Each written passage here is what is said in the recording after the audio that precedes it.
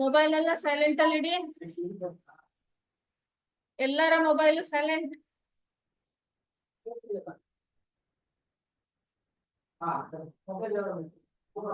ನಿಮಿಷ ಲೇಟ್ ಆಗುತ್ತೆ. ದಯವಿಟ್ಟು ಯಾರು ಮಾತಾಡಬೇಡಿ ಇಲ್ಲಿ.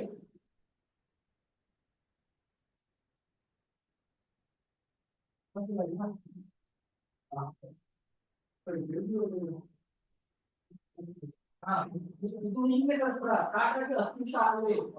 ಅಲ್ಲಿ ಬಿಡಿ ಆನ್ ಆಗ್ಬಿಟ್ಟು 10 ನಿಮಿಷ ಬೇಕು, 1 ನಿಮಿಷ ಬೇಕು. ನಿಮ್ಮ ಮಕ್ಕಳು ಹಿಂಗೆ ಕಳಿಸ್ಬಿಡ ಆನ್ ಮಾಡ್ಬಿಟ್ಟು 10 ನಿಮಿಷ ಆಗಲಿ ಬೇಕು ಮಾಡಿ.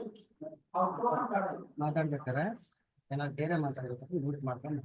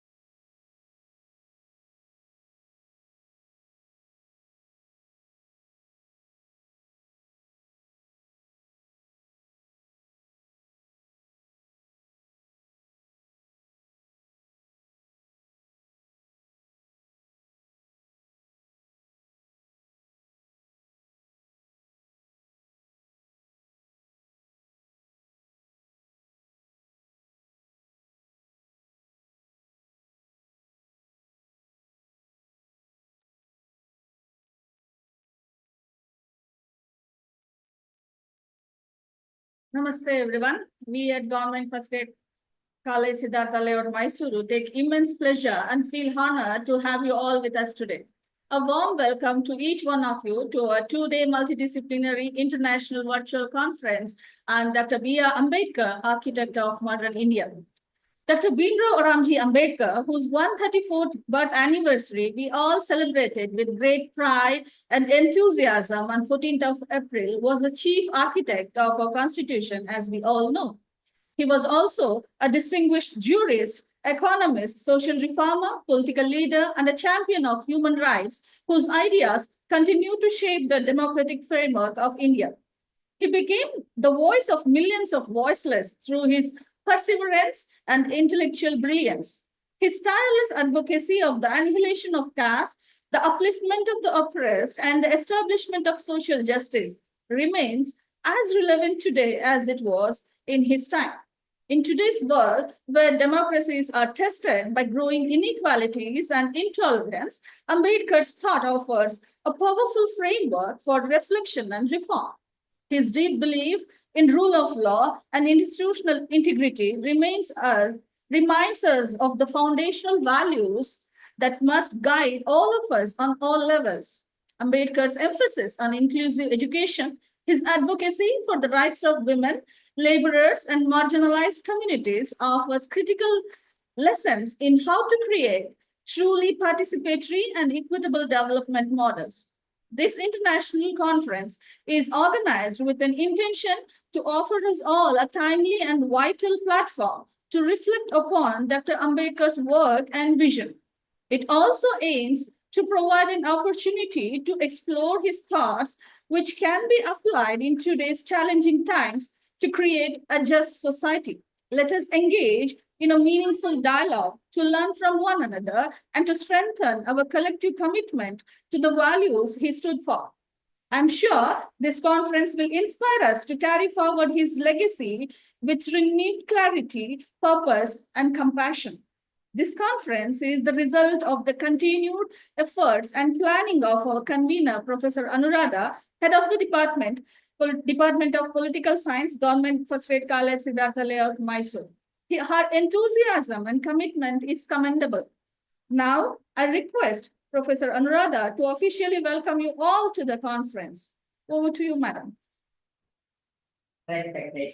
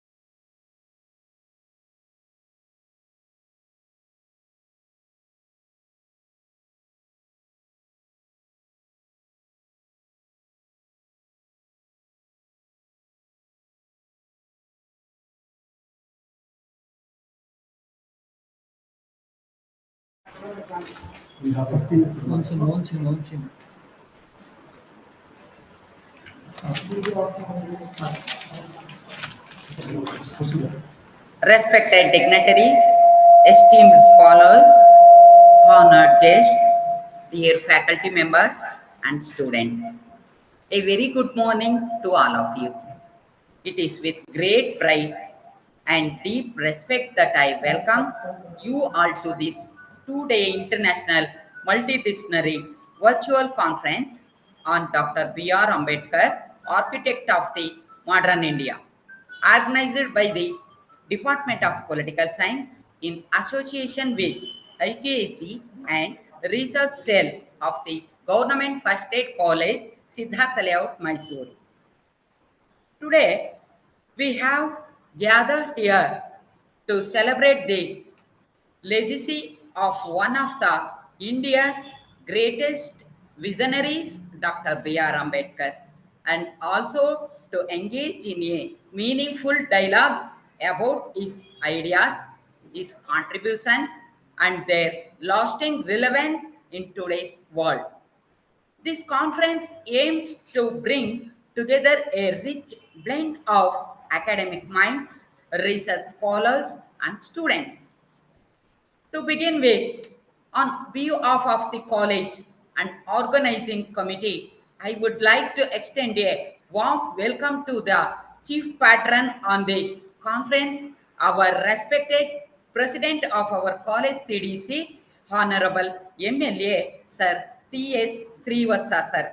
Sir has been a guiding light for our college's development, always offering the support and guidance whenever needed. Despite his busy schedule, Sir has graciously agreed to address us today. Sir, welcome to the conference. We are honored to have you with us. I would like to welcome Professor Sobhaji Ma'am, Director, Department of Collegiate Education, Bangalore. When we met Madam and informed her about the conference, she was greatly pleased. She has always been engaging us to take up programs which are of great significance for the college and students.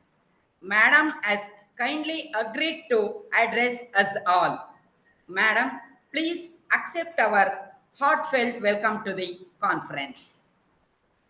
Professor Chandrasekhar Sir, Joint Director, Department of Collegiate Education, Regional Office, Mysore, has graciously accepted our invitation and has agreed to enlighten us with this speech. Sir, through his work in the department with his dedicated service, has been a role model to all of us. Sir, I welcome you to the conference. On behalf of the college and the conference committee, we are pleased to have you with us, sir. Professor Maya Devi, Madam, Principal, Government First Aid College, Siddhartha Layout, Mysore. Madam has been a leader with vision guiding our staff and students towards a better teaching and learning. She is a meticulous planner who has been the force behind all our college's achievements so far. She has graciously agreed to be with us in this two-day international multidisciplinary conference. Madam, welcome to the conference.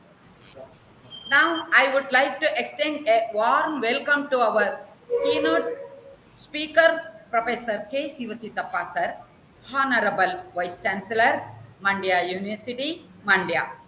Sir has agreed to deliver the keynote address, making time for us in his busy schedule.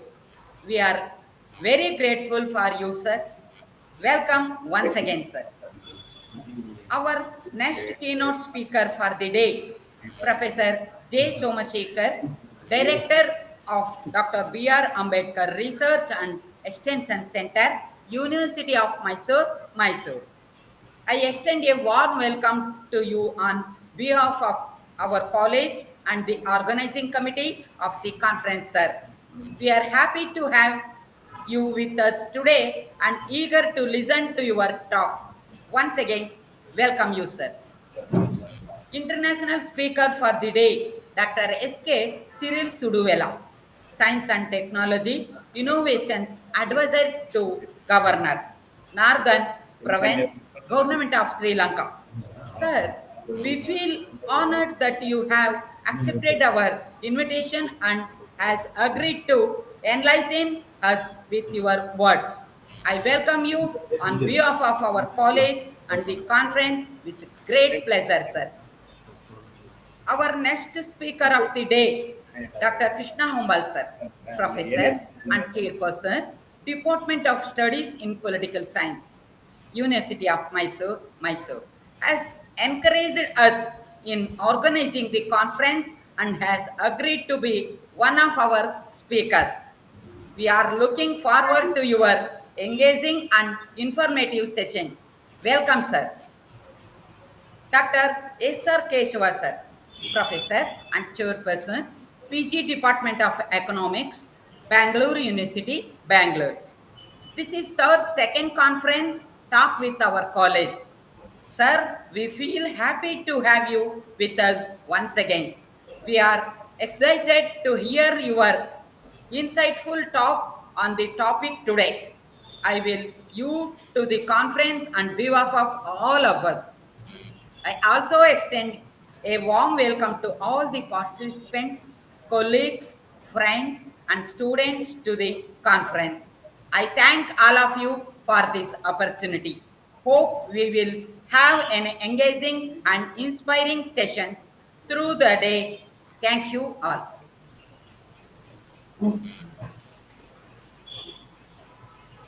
Thank you, Anuradha Madam. We extend our heartfelt welcome to you too. Now, our College Development Council President, Honorable MLA, Shri T.S. Srivatsasa, who actively participates, encourages, guides, and supports us in all our endeavors, has agreed to be with us on this important day and address us all. Now, I request Shri T.S. Srivatsasa to share his thoughts on the conference.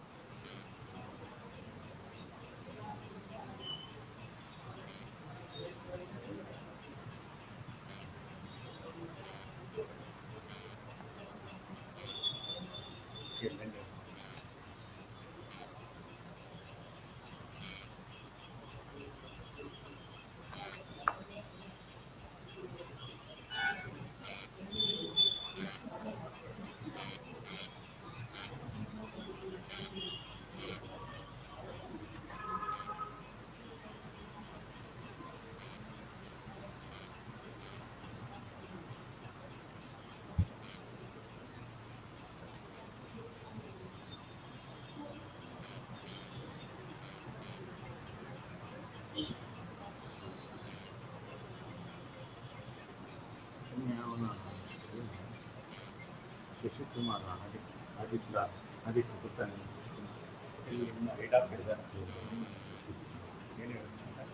ಹಾಕ್ತಿದ್ದಾರೆ ನರಸಿಂಹಮೂರ್ತಿ ಮುಂದೆ ಅಲ್ಲ ಅವರು ಹೇಳಿದ್ದಾರೆ ಇವನೇನು ಅದಕ್ಕೆ ಆಗಿದೆ ಎಲ್ಲ ಪೂರ್ತಿ ಇನ್ನು ಸ್ವಲ್ಪ ಬ್ಯಾಲೆನ್ಸ್ ಇತ್ತು ಒಂದು 5-6 ತಿಂಗಳು ಮಾಡಿಬಿಟ್ಟು ರಿಪೋರ್ಟ್ ಕೊಡ್ತೀನಿ ಅಂತ 5-6 ಹೇಳಿದ್ದಾರೆ. ಇವನು ಬೇರೆ ಇವನು ಫೋನ್ ಮೇಲೆ ಕೊಂಡಿದ್ದ ಶಿವಕುಮಾರ್ ಆಗಿದೆ ಅದಕ್ಕೆ ಆಗಿದೆ. ಡಿಸ್ಪ್ಲೇ ಬರುತ್ತೆ ನಾನು ಹೇಳ್ತೀನಿ. 7975891847. ಇಲ್ಲಿ ಪ್ರಮೋದ್ ಅಂತ ಮೈಸೂರು ಮನೆ ಆಡಿಟ್ ಮಾಡಿದ್ದಾನೆ ಅಂತೆಲ್ಲ ಇನ್ನೊಂದು 5-6 ತಿಂಗಳು ಬಾಕಿ ಇದೆ. ಅದು ಆಮೇಲೆ ಮಾಡ್ತೀನಿ ಬಿಡಿ ನಾನು ಕೊಡ್ತೀನಿ ಅಂತ ಅವರು 5 ಹೇಳಿದ್ದಾರೆ. ಇವನು ಮಧ್ಯೆ ಇವನು ಬೇರೆ ಫೋನ್ ಮಾಡ್ತಾರೆ ಏನಂತ ಅವ್ನು ಪ್ರಮೋದ್ ಚೇಂಜ್ ಆಗಿದ್ದಾನೆ. ಅದಕ್ಕೆ ಪ್ರೋಗ್ರಾಮ್ ಹಿಂದೆ ಹಾಕಿದ್ರು ಹಳೇದು. ಆಮೇಲೆ ಪ್ರಮೋಟ್ ಮಾಡಿದ್ದಾರೆ ಅಂತ ಹೇಳೋದಕ್ಕೆ ಆಯ್ತು ಬಿಡಿ ಅವರೇ ಇದು ಮಾಡ್ತಾರೆ ಅಂತ ಹೇಳಿದ್ರು. ಬಟ್ ಅವ್ನು ಟ್ರಾನ್ಸ್ಫರ್ ಆಗಿದ್ದಾನಲ್ಲ ಅದಕ್ಕೆ ಇವನು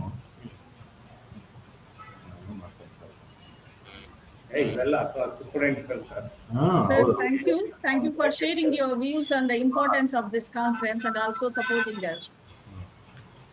Respected dignitaries, esteemed delegates, dear participants, we feel privileged and honored to have Shobha Ji, Director, Department of Education, with us today.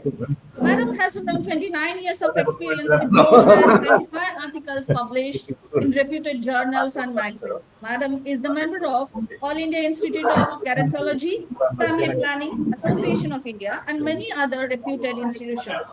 May I now request Professor Shobha Ji to kindly address the gathering and enrich us with her thoughts. Over to you, ma'am.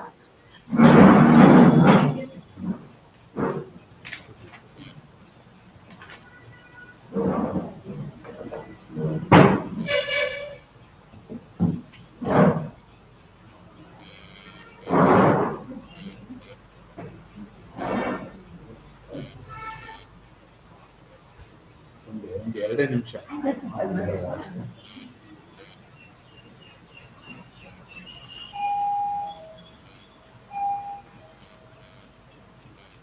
ನಮಗೆ ಸಂಬಂಧ ಇಲ್ಲದೆ ಇರೋದು ಏನೋ ಒಂದು ಮಾತಾಡಿದ್ದಾರೆ.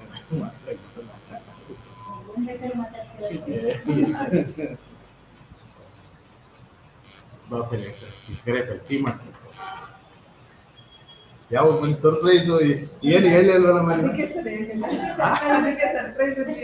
ನಿನ್ನೆ ಮಹೇಶ್ವರಿ ಮಾತಾಡಿದ್ವಿ ನಾಳೆ ಇರ್ತೀರ ಸರ್ ಅಪ್ಪಲ್ಲಿ ಇರ್ತೀರಂತಾರೆ ಹೌದಾ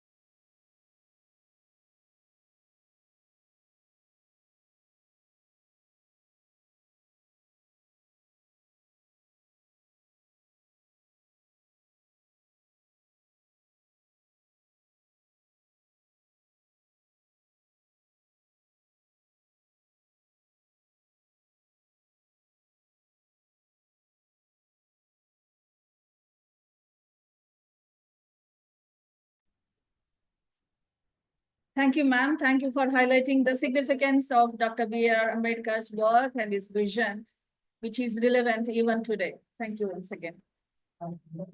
Now, Professor Chandrasekhar Ravi, Joint Director, Department of Collegiate Education, Regional Office, Mysore, who has accepted our invitation and agreed to address us all on this day of great significance to the college. Sir is known for his commitment and dedication, and he is also a role model to all of us. Sir, we feel honored to have you amongst us, sir. Now we are looking forward to listen to you.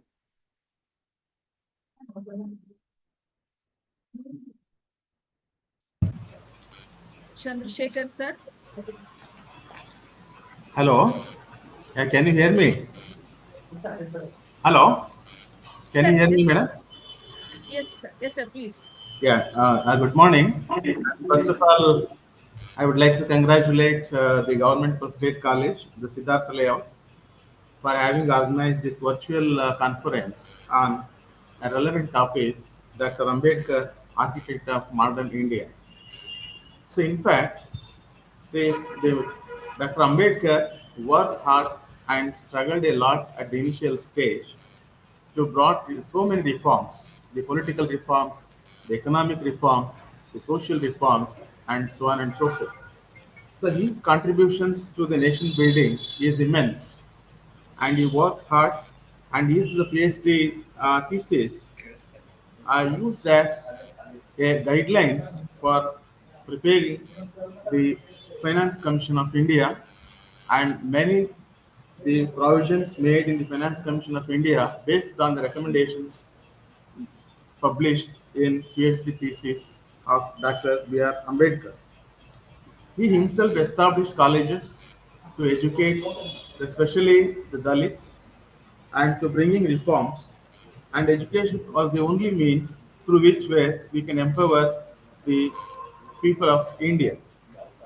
And he also a champion of women rights. He worked towards reforming the Hindu personal laws that discriminated against women, advocated for women's economic and social rights. So he believes in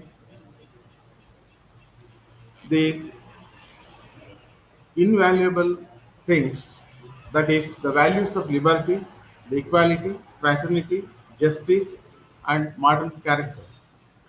The educational reforms he brought in were discriminating the caste based education system, and he advocated the educational institution, and it should be inclusive one.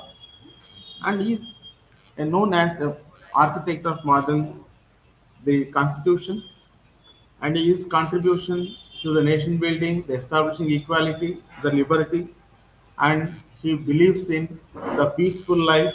He adopted us peaceful ways of bringing reforms in India, and the US firmly believe in law and order has to be ensured for the peaceful living of the people of India, and advocated many reforms, and especially the economic reforms, the political reforms, the social reforms, and hence he is called as a political leader, the economic advocator, then scholar, and an educator. And because of his contributions, the many people, and many a times we just confine his role only to the Dalits or only to a particular section of the society. But in fact, so it is wrong.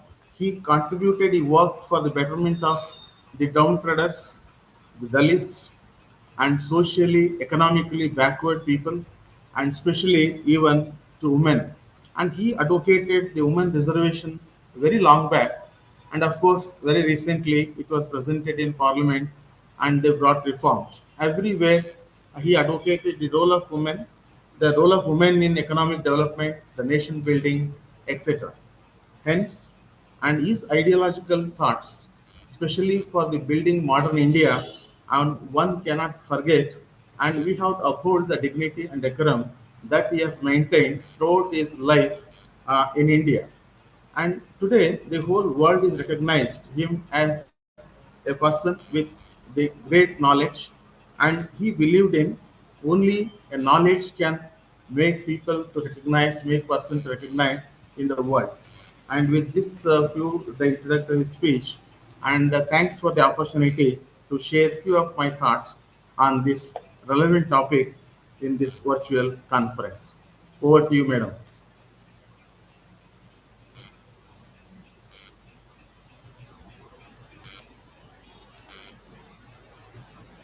So thank you. Thank you for your encouraging words and also speaking about the significance of this conference. Yes. Thank you once again.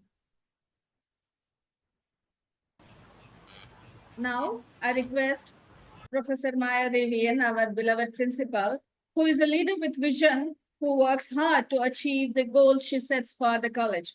Madam, please address this August gathering now. Over to you, ma'am.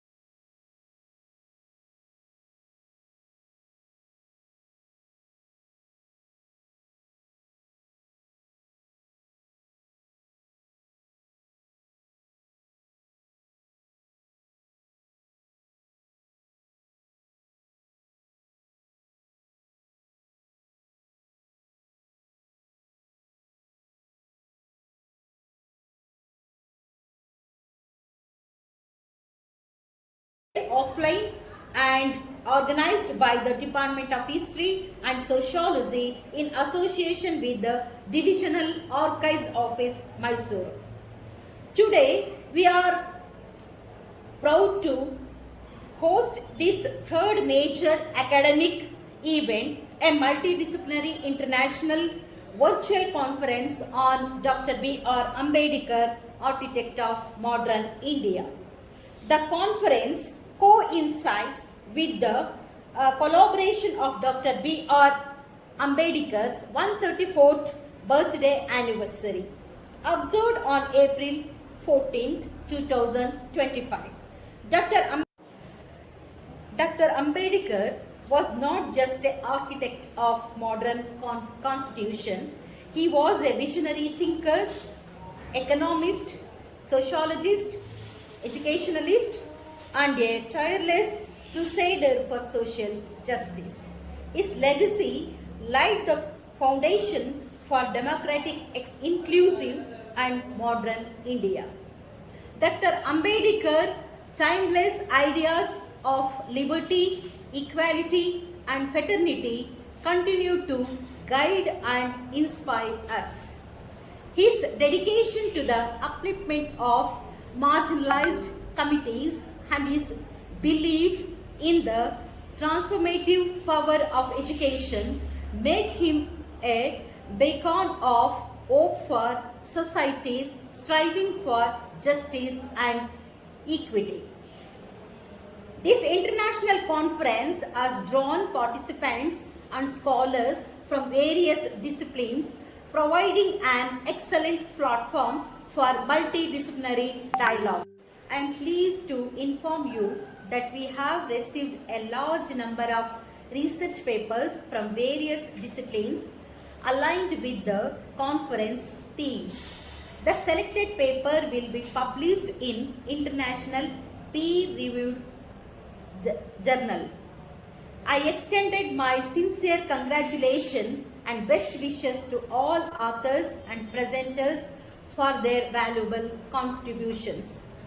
I express my sincere thanks to our Honorable MLA Shri T.S. Srivastava Sir, Honorable Director Professor Shobha G. Madam, Joint Director Professor Chandrasekhar Sir, and all the eminent speakers for their time, support, and gracious presence in making this conference a success.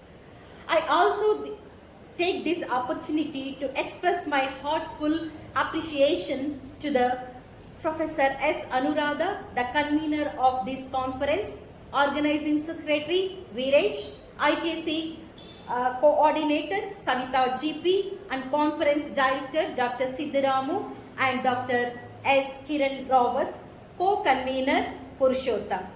Jointly organizing secretaries Dr. Triveni, Srimati Parvati, and all the organizing committee members and students and their dedication and hard working in making this event a grand success.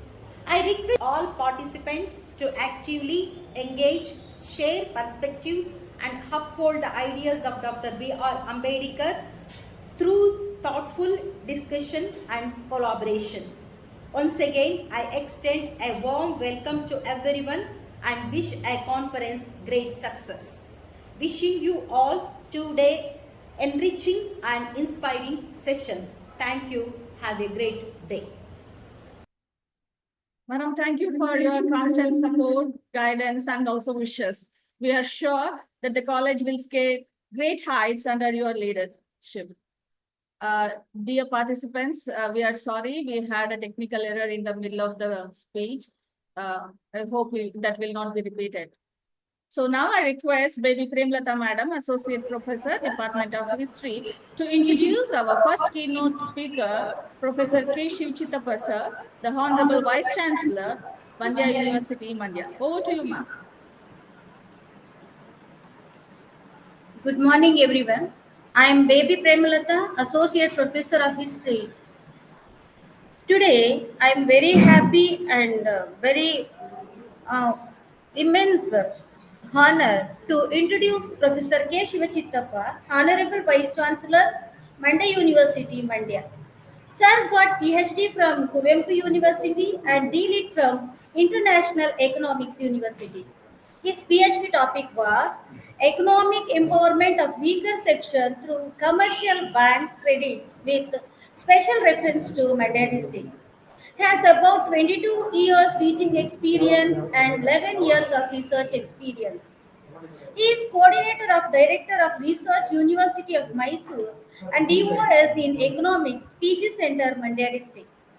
And also he is member of State Planning Board Government of Karnataka, Faculty of Arts University of Mysore and also member of BOS in Public Administration, Gandhian Studies, Development Studies and in Women Studies, University of Mysore, Mysore. And also he is member of BOS Economics, Mandya University, Mandya. His area of specialization in banking, rural development, and also he has got membership in professional bodies like ISDR, Monday District Economic Forum, and Development Research Foundation. Under his guideship of about 12 members have got MPhil awarded and 25 members have got PhD awarded. He has also adjudicated MPhil and PhD to 12 students at various universities. His research project in NGO-based microfinance and economic experiment of women in Karnataka with special reference to Mandya district. As a professor, he has contributed many publications and many books in the field of economics. He has also participated experience in academic meetings at many universities. And also he has visited universities in Malaysia, Thailand, Sri Lanka and Singapore. Sir has got many awarded Sir Best Research Paper Award for Community Empowerment through NGOs, a study of IDF in Tumkur district of Karnataka from Acharya, Nagarjuna University, Guntur, Andhra Pradesh, and appreciation certificate for research paper for food security and poverty alleviation through public distribution system, a case study in Mandya district, South Asian Academic Research Journals, excellent research paper award for commercial banks and economic empowerment of depressed classes, a case study of Mysore district from University of Ruhana from Sri Lanka, and also Jagajyoti Award for teaching research and publications in economics and rural development from Sri Vankalu, Malleshwara Mahasamsthana Sukshetra Bangalore Rural District, and Best Teacher Award for teaching and guidance for the students from International School of Business and Research Bangalore, leadership in promotion of academic research for the promotion and development of research activities as a coordinator in Directorate of Research University of Mysore from Bangalore Educational Trust, Best Researcher Award for outstanding research in economics, rural development and women's studies, Lincoln University, Malaysia and India, and elite in economics for recognition and appreciation of commendable contribution in the field of economics, International Economics University for SAARC countries, Maldives, and also outstanding research supervisor award for successful guidance in economics and Gandhian studies for PhD research program from Tunku Abdul Rahman University, Malaysia. And also, Sir has organized 10 international conferences. We are honored to have you with us today, sir, and we are eagerly waiting to listen to your informative talk. Thank you.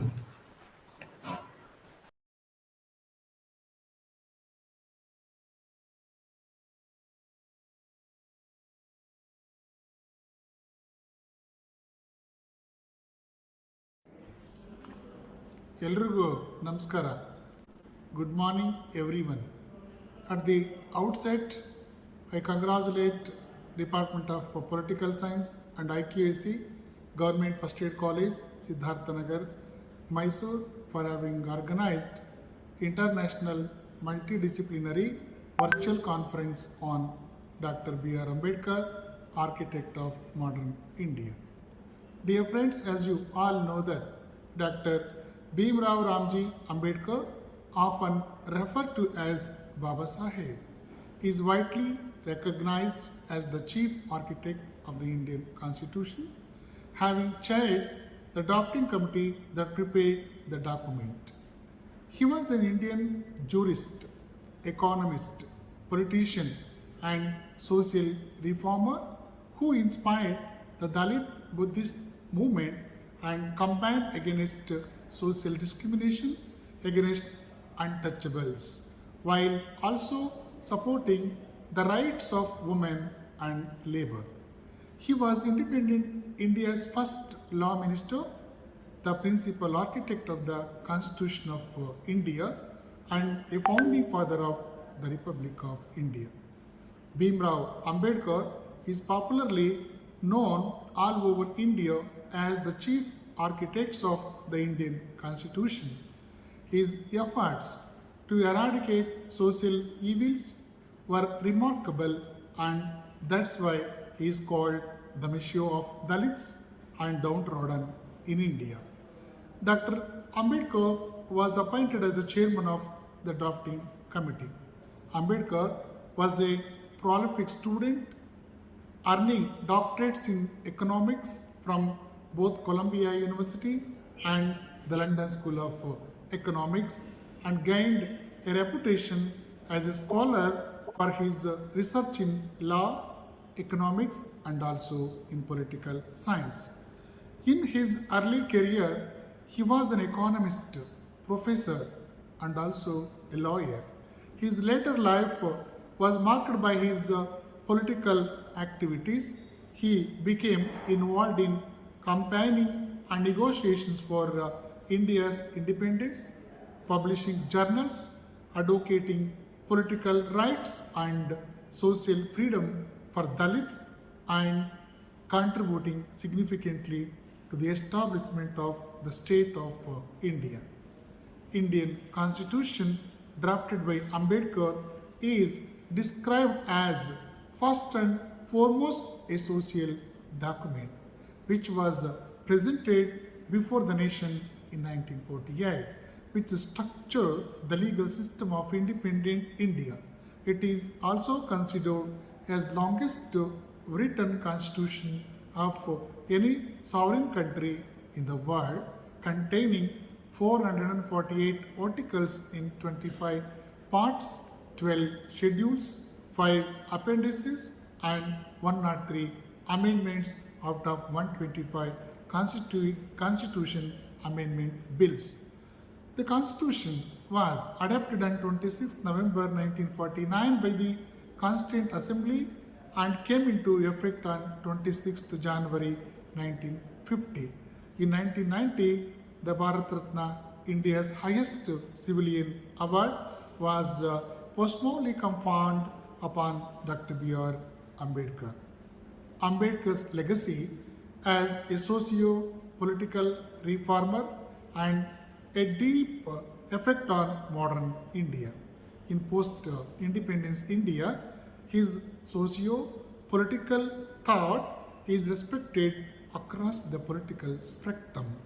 His initiatives have influenced various spheres of life and transformed the way India today looks at the socio-economic policies, education, and affirmative action through socio-economic and legal incentives. Dr. B.R. Ambedkar's philosophy revolves around the concept of human dignity. Human dignity refers to the right to respect because of one's human nature. Ambedkar has given his heart and soul to the betterment and dignity of the Dalits. Ambedkar's contribution to women's rights in India is completely dropped out. He worked for 3 years to pass the bill. It was India's most significant social change ever. It's nothing more than a pledge for women's rights. He aimed at restoring Indian women's pride and giving men and women equal rights in all spheres of life. Their property rights, property succession, marriage, divorce, and also guardianship. It was a pioneering measure and a first step toward women's acknowledgement and empowerment in India at the time. Because of this, a woman will be able to own property in her own right and dispose of it. Dr. Bhimrao Ramoji Ambedkar, a renowned scholar and one of the modern Indian Constitution's ultimate founding fathers, was a great leader and humanist India had ever produced. He fought not only to right the wrongs of the untouchables, but also to bring about changes in every aspect of the human life, whether social, political, cultural, anthropological, or religious.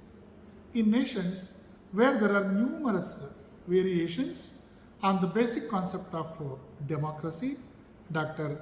Ambedkar's vision is even more important. Dr. Ambedkar presented a larger viewpoint than the commonly held notions of political liberty, equality, and fraternity, with the noble purpose of enlisting the involvement of the whole public. His focus was on the social and economic aspects of the democracy. Dr. Ambedkar's ideas, as expressed in his writings and also the various speeches, are crucial in understanding India's social history and also development. As a result, Ambedkar's ideas have become more relevant even today now. Dr. Ambedkar's writings are just as important now as they were when he wrote them. He was a strong believer that our political democracy must be built on the foundation of social democracy, which he defined as a way of life based on the ideals of liberty, equality, and fraternity. He underlined the importance of measuring a community's success by the degree of the progress made by women. His contributions to democracy, equality, and human dignity continue to be highly relevant and influential in India and beyond. His life and work continue to inspire millions who strive for a more just and equitable society. As we honor his legacy, it is crucial to remember that the path he charted is one of perpetual relevance, urging us to confront social injustices, most specifically the annihilation of the caste, and the work tirelessly towards a world where dignity and equality are not just ideals but realities for all. With these few words, I take this opportunity to thank once again the Department of Politicals and IQAC, Government First Aid College, Siddhartha Nagar, Mysore, for having organized this wonderful international seminar. Thank you one and all. Sir, thank you for taking time out of your busy schedule and delivering the keynote address and providing a glimpse about the conference to all the participants. Dear participants, now we will take a 5 minutes break because we are trying to connect to our next keynote speaker. Maybe. Okay, he's here. Okay. Now I request Shri Purushottam HM, Assistant Professor, Department of Political Science, to introduce our next keynote speaker to the participants.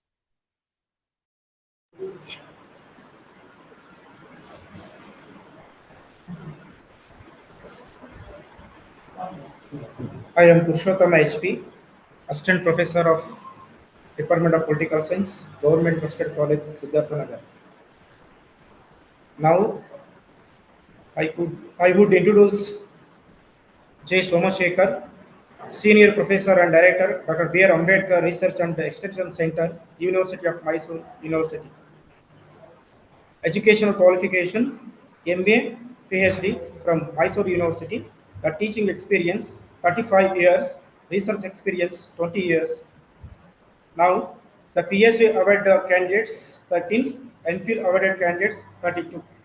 Major publications, articles more than 100, and 4 books like Manava Hakkugalu and Ambedkar in the National Movement, early influence on Dr. B.R. Ambedkar, Dr. Ambedkar and Emancipationary Discourses.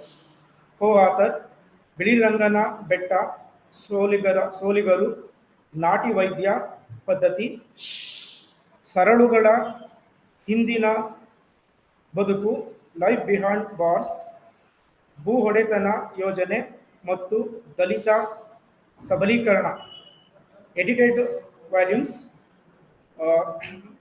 ಅಭಿಮುಕ್ತಿ ಮರಳಿ ಮನೆಗೆ 2006 by published by Dr. B.R. Ambedkar and Research Extension Center and Dr. Baba Saheb Dhammadiksha Golden Jubilee Celebration Committee, Mysore.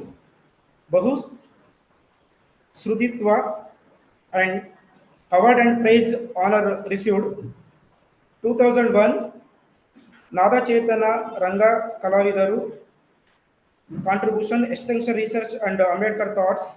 2008 a award of appreciation Dr. B.R. Ambedkar studies Akola Maharashtra extensive research and Ambedkar thoughts. 2025 Ambedkar award Adi Karnataka Maha Samastana ಮತ್ತು Mysuru contribution Dr. B.R. Ambedkar Research and Extension Center.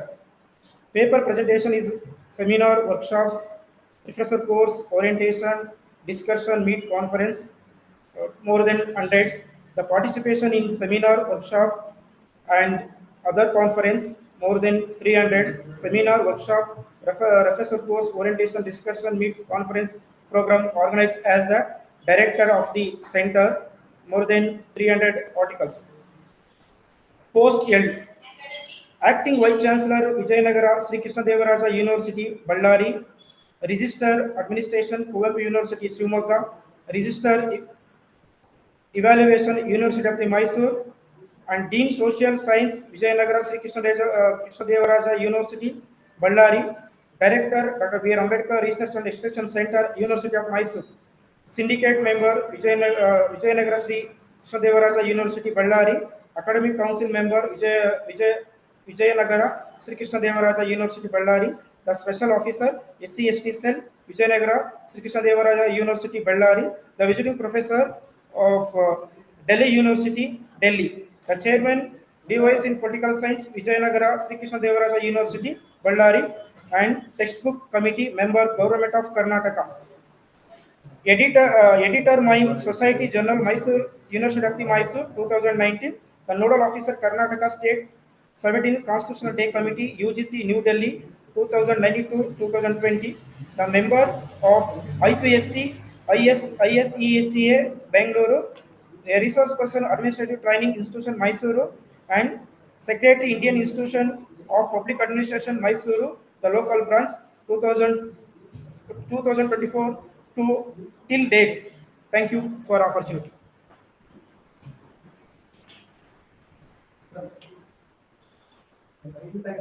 Sir?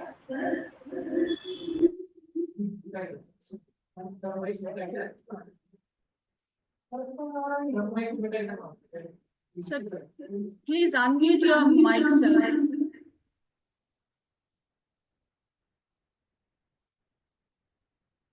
Unmute your mic, sir.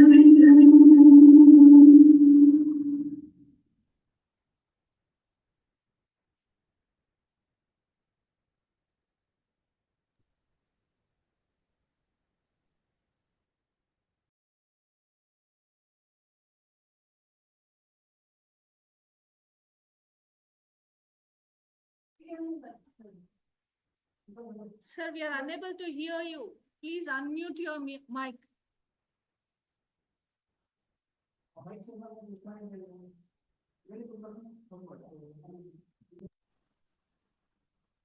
Good morning to all. Yes, sir. I'm very happy to be with this very important program being organized by the Government First Aid College, Siddhartha Layout, Mysore. The area of 2 days deliberations, which has been initiated by our fraternity to make the students and the scholars to have an introspection of the progress that we have so far achieved to make Baba Saheb's philosophy and his struggles, how far it has rendered its results. The topic of the 2 days international webinar itself stands as a confidence that you are trying to build to the younger minds by giving the right place to a man who has created his own history by his writings, by his struggles, and by his capacity of a leader, in the capacity of a reformer, in the capacity of a humanitarian. Through that, we are trying to put him as an architect of modern India. The scholars that you have initiated, they all speak about the design that you are trying to form today and tomorrow to make your program not only a program, but to stand as a testimony to the knowledge society. For this, I congratulate the team for taking this task to make, think, react, and to create the Vikasita Bharat map a reality. Friends, I've been assigned to speak on Dr. Ambedkar as an architect of modern India. Here, the three important concepts that I want to bring in for the deliberations of today and tomorrow. Number one, modern India. For Baba Saheb, what was his concept of modern India? He was very clear in his conceptual clarity. whatever he spoke, whatever he wrote, all talks voluminously about his capacity to make India a inclusive India, so that the voiceless, the suppressed, the exploiter should know that this nation belongs to all, and their place in the society should be with dignity of life and decorum. With this, I would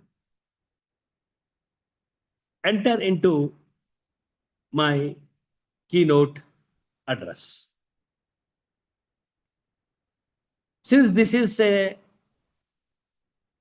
multidisciplinary area that you have been brought in, it's an heterogeneous group. It is, in fact, Baba Sahib's thinking is to make the inclusive society a reality. And this is a challenge to a nation which has graded inequality. And in the name of graded inequality, the question of dignity of life and decorum is the greatest challenge to the mankind. You take the role played by Baba Sahib as an emancipator. His discourse with his community, with the authorities, they all makes one to understand the perception which Baba Sahib was putting before them. In fact, his public life started with his entry into the Southborough Committee, that was in 1917 and 18. As a well-educated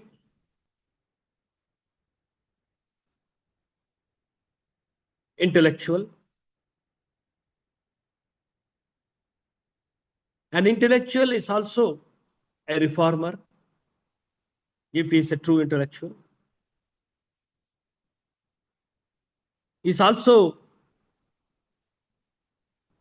a leader who can take the people to the building of a democratic state. The question of modern architect starts from his entry into the Southborough Committee, and it takes up to the spiritual path that he has built in India for the people who aspire to lead the self-respected life. When we say that is the modern architect,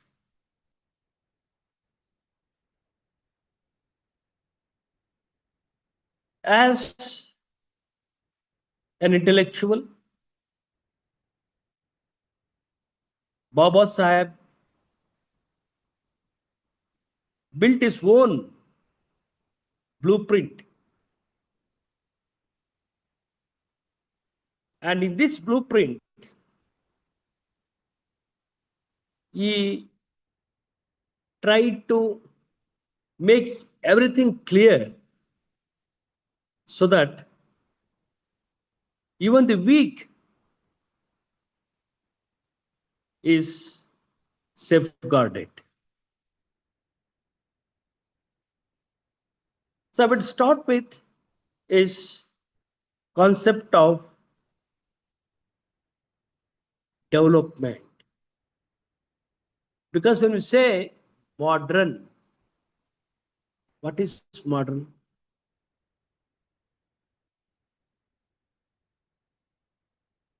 You take the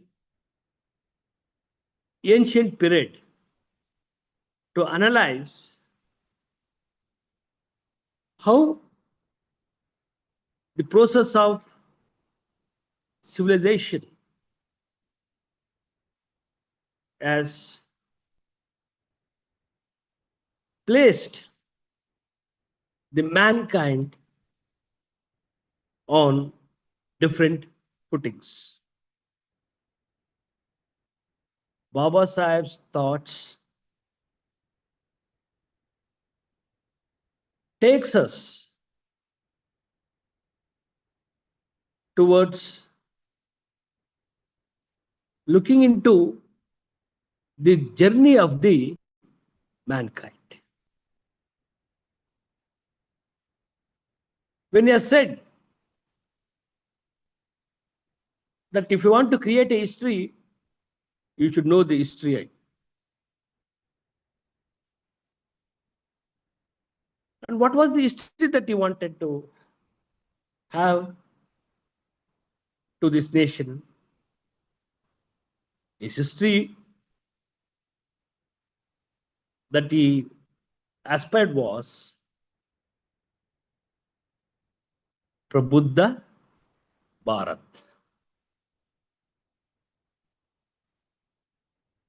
And this Prabuddha Bharat as the imprint in the ancient period.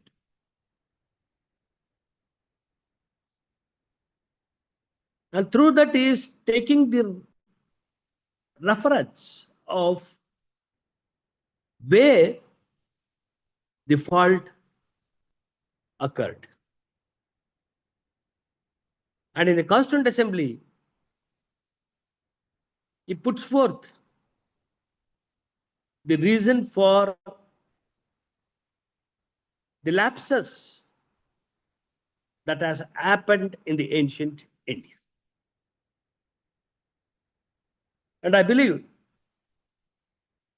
that the resource persons and the participants should take the routes that Baba Sahib has taken to build the modern India. The first stage that Baba Sahib wanted was to construct a true Indian, a true individual. And what type of individual that Baba Sahib wanted to construct? And what are the preparations that Baba Sahib has made? The preparation that Baba Sahib made was all-sided. Since it is organized by the Department of Political Science, as a political science student, we have read about individualism.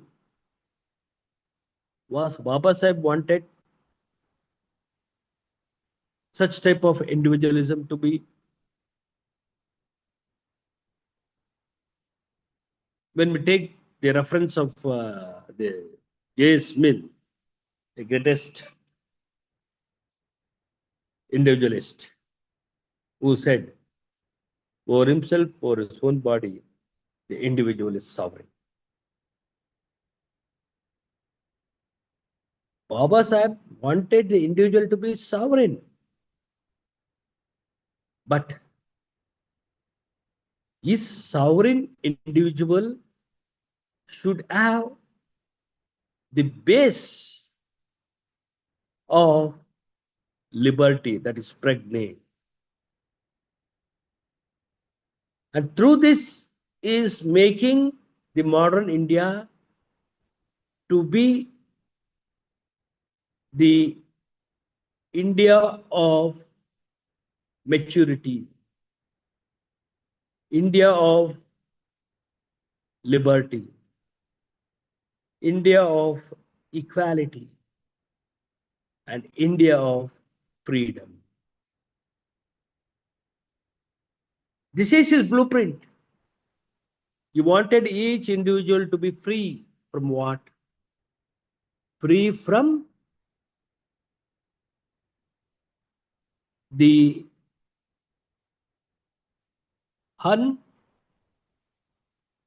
uncontrolled in the name of social forces.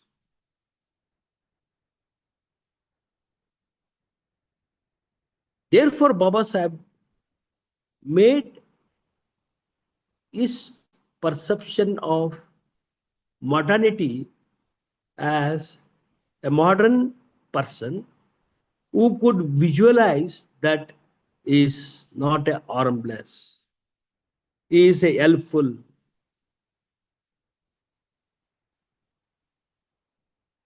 And to be a individual of Baba Sahib's concern is an individual who has the habit of cultivating the mind, because it is the essence of the existence of our beingness in the society. Therefore, it says cultivation of human mind is the essence of human existence. He wanted this type of individual to be a modern individual. Today, we have in front of us democratic constitution.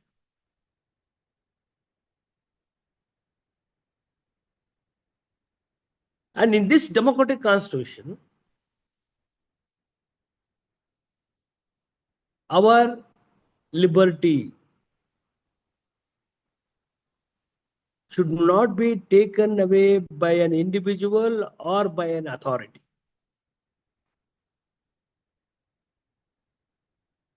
And he places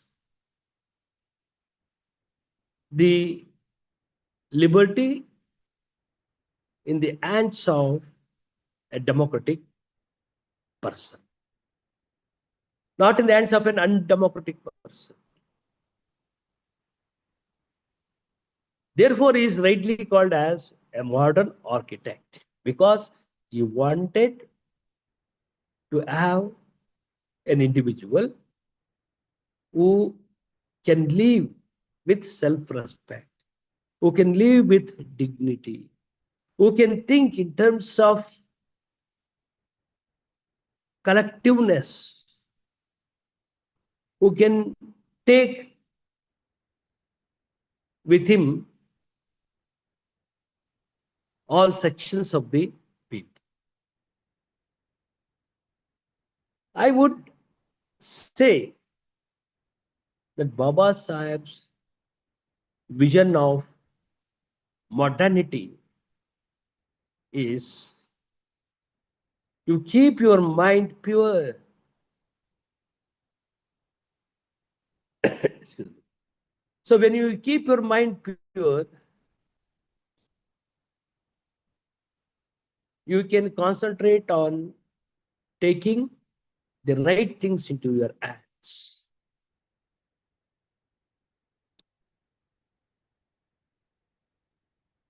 So modernity has many dimensions. But I'm trying to put in here the dimension of Baba Sahib.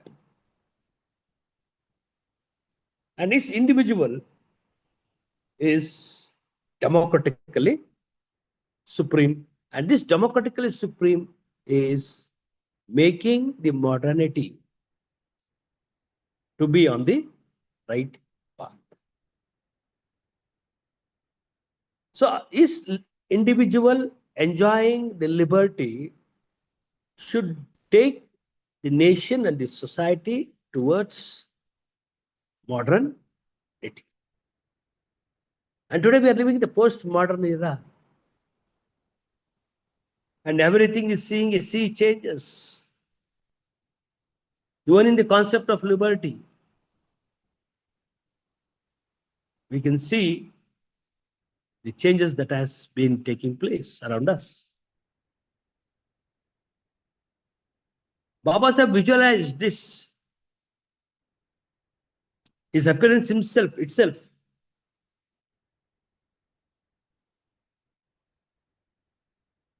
made others that Baba Sahib was for modernity. Yes, he was for modernity. Because he believed that change is imperative. We can't stick to the age-old practices. We are seeing technological revolution in every walks of life.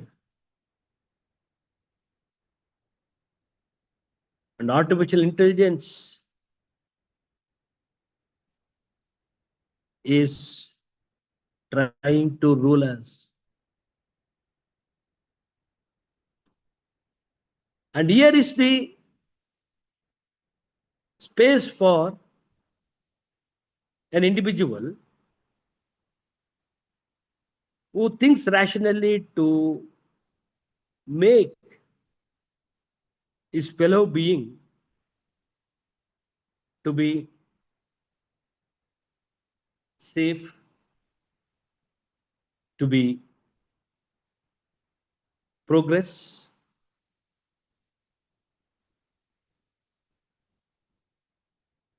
So we are living in that era.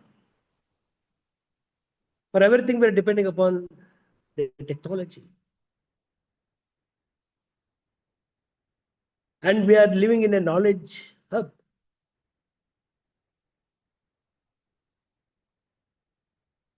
Anywhere in the world, you can have the dialogue.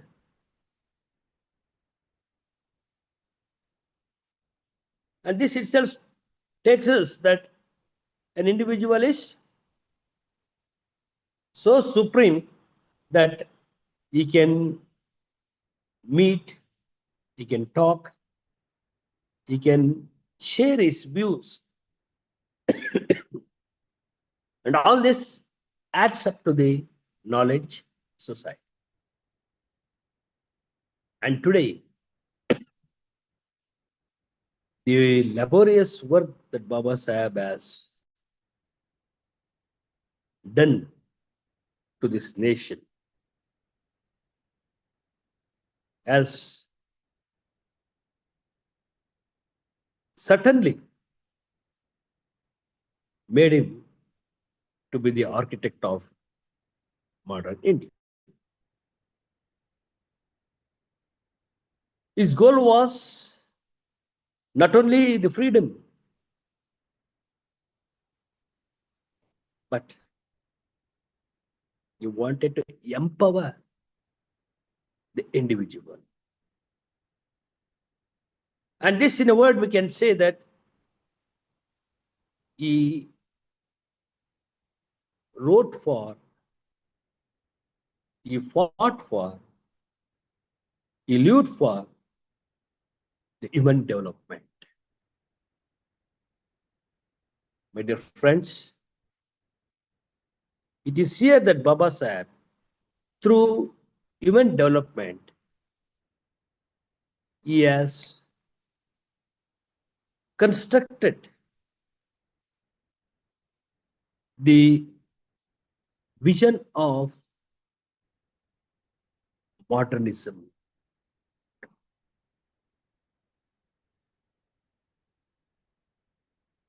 The human development is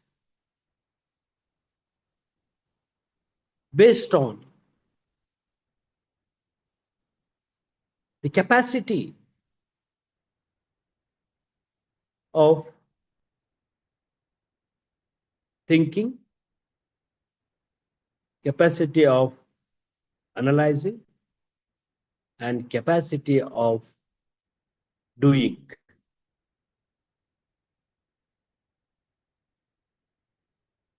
Baba Sahib's concern was to build a capable citizen who can make this nation to be a model to others. He wanted to build the society on three important principles: liberty, equality, and fraternity. And the preamble of the Constitution speaks about the constitutional forefathers' aspiration.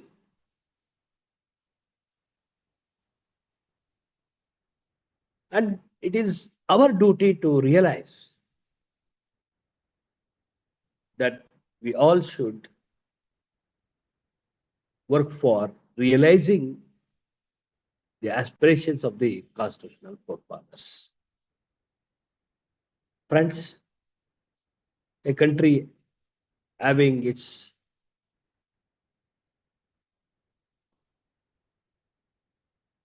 path of progress, we are very proud to say that our achievement is a welcoming factor.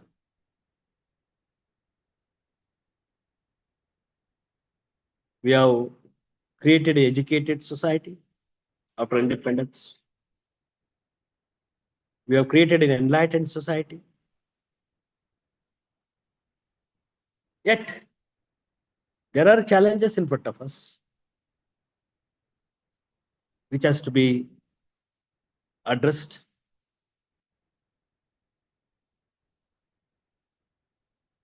And the main challenge in front of us today is, as political science student, what is state today? And what is society today? And what is individual today? I want this seminar to speak that what type of society that Baba Sahib aspired, what type of society that he aspired, and what type of individual that he wanted to create. Because he was the only leader who gave a strong ethical foundation for state, society, and individual.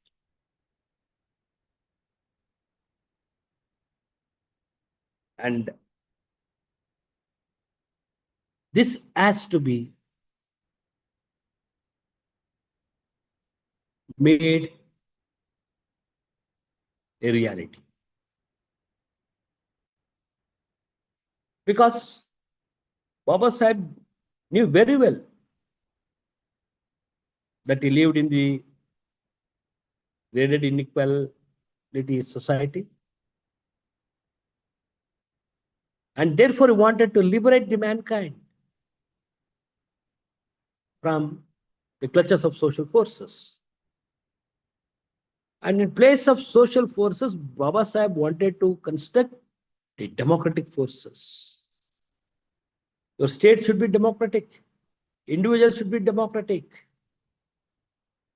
And when these two are democratic, naturally the society will become democratic instead of undemocratic. You start from the family, then the institutions, and then the way that you live. Baba Sahib's life itself was a model for us in this 21st century. For every problem, he had a solution. And he believed more in education because he thought that higher education is the panacea for our problems. Today, in the field of higher education,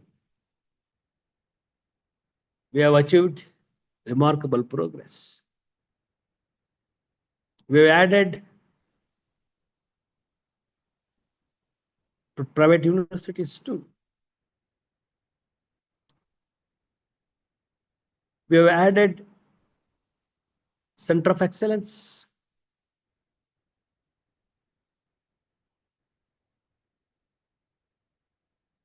What all this denotes for us? We are living in the educated society. If this society is free from the challenges, whether it's social or economic or cultural or political. So when we are talking about Baba Sahib as an architect of modern India, what type of modern India that Baba Sahib aspired?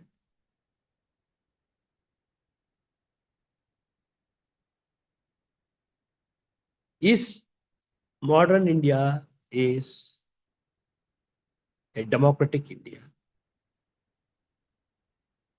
where the fraternity is the art of is modern India. What is this fraternity? This fraternity is metta of Buddha. Maitri, wherein it should reach to the position of metta. What is this? An individual who has developed love, kindness, and compassionate can only build the compassionate society, the compassionate world. And our modern world should have this ethics of bringing the compassionate world as a reality. And to make it realize, Baba Sahib gave the constitution wherein it says we are all equals, equal opportunity. And the state should promote the welfare of the weak.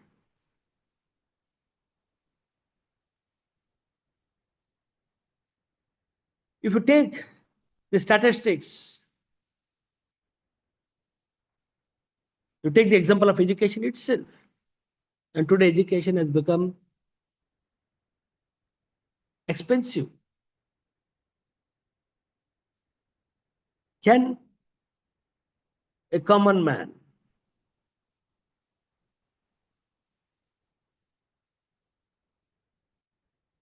reach the portal of higher learning? When if this itself becomes a challenge, how are you going to construct a modern India? How are you going to construct a compassionate world or compassionate society or a family with compassion? I'm just as a keynote speaker, I'm giving you the platform wherein we can think, we can diagnose, and we can come out with solution. It is the responsibility of all of us, since we are engaging with the higher education. It's our role to say that the path that we are sailing as a problem. And for the problem, this is the solution. When Baba Sahib was in Columbia University, he understood the world history. He compared that history with his own nation. And he pointed out that emancipatory discourse is the answer. Therefore, he says it is the intellectual class have more responsibility. Friends, I have given you only the tips that you can take to continue your dialogue in the form of making your students to think and act. The appearance of Baba Sahib was itself the modern appearance. His thoughts stands relevant to the mankind for all the centuries, because he was a visionary. Only a visionary can think to protect this universe at any onslaught. And this seminar, since it's an international in nature, I want the participants to take the footprints which Baba Sahib has given to this nation, and through that footprints, you make a human development of Baba Sahib's perception a reality, because only that individual can build the compassionate world. Friends, there is more to contemplate on his economic aspects, on his cultural aspects, because all this takes him to be the architect of the nation. And we say is the architect of the Constitution, is the builder of modern India, and is the architect of modern India. And I would say is the architect of a rational Indian. We want to make the individual to give his inertia to make the state and the society to be democratic in real sense. Therefore, the speakers that you have invited, they all would add and throw their light on the multifaceted personality of Baba Sahib Ambedkar, a great individual who lived up to his words, to his ethical philosophy, and his life itself is a lesson for all of us to make India an inclusive India. Therefore, today we have to revisit Baba Sahib's political philosophy, his economic philosophy, his social philosophy, his cultural philosophy, and the religious philosophy which he has made to this country to realize that what he is. Therefore, the world has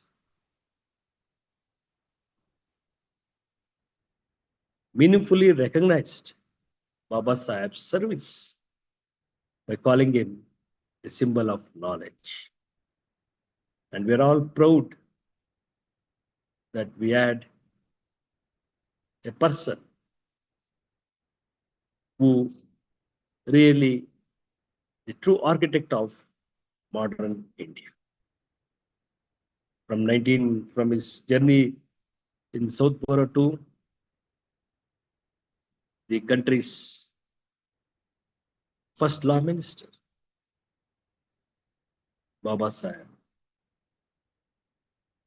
left the indelible imprints, and his footprints should become the source of energy for the young minds to redress the challenges that the country and the individual is facing.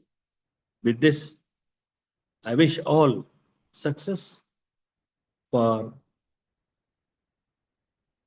making this international seminar an epoch-making event in the emancipatory discourse.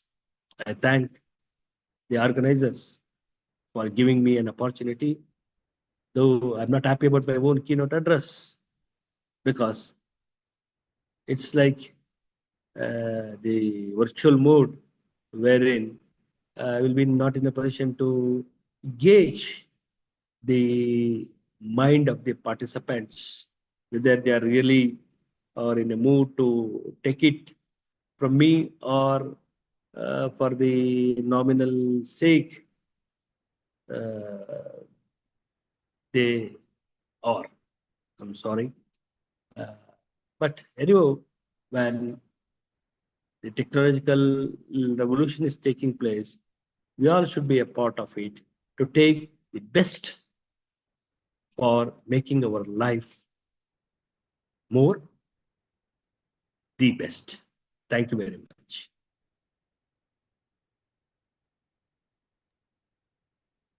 Thank you, sir. Sir, your words set the tone and highlighted the significance of the conference, and your talk also is informative and throwing light on Dr. B.R. Ambedkar's life and work, especially on his vision of Prabuddha Bharata, or the India of maturity and liberty. You also defined modernity from the perspective of Ambedkar, and you highlighted his emphasis on the kind of individuals we need for a successful democracy, his desire for an empowered individuals. Thank you for sharing your view on his vision for a democratic India in detail, sir. Thank you once again. Thank you. Now, Thank you. Now I request Dr. Latati, Associate Professor of Economics, to introduce our next keynote address to the participants. Madam, please.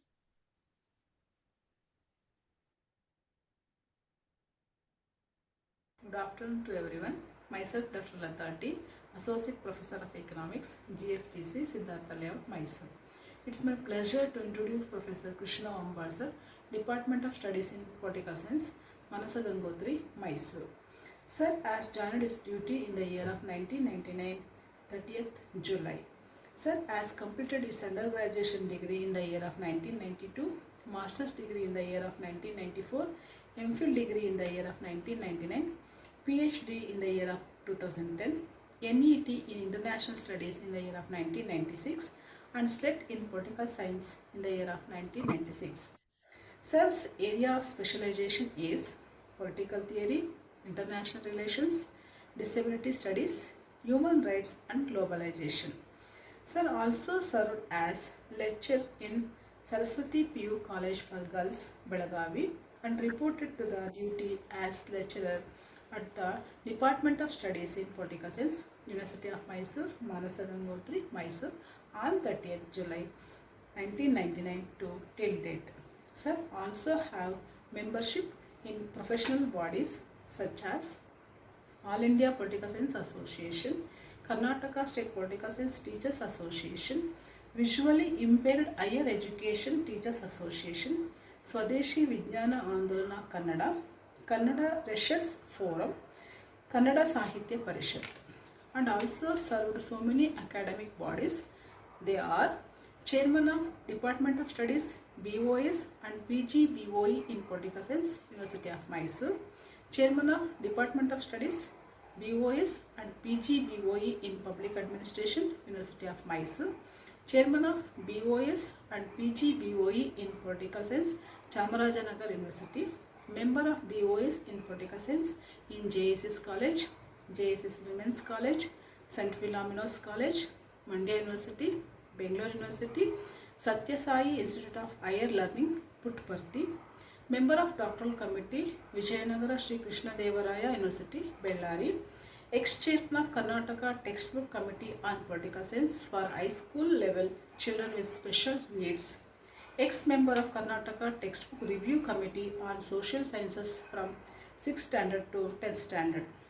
Sir also guided 9 PhD candidates and presently 12 working and 16 candidates for MPhil.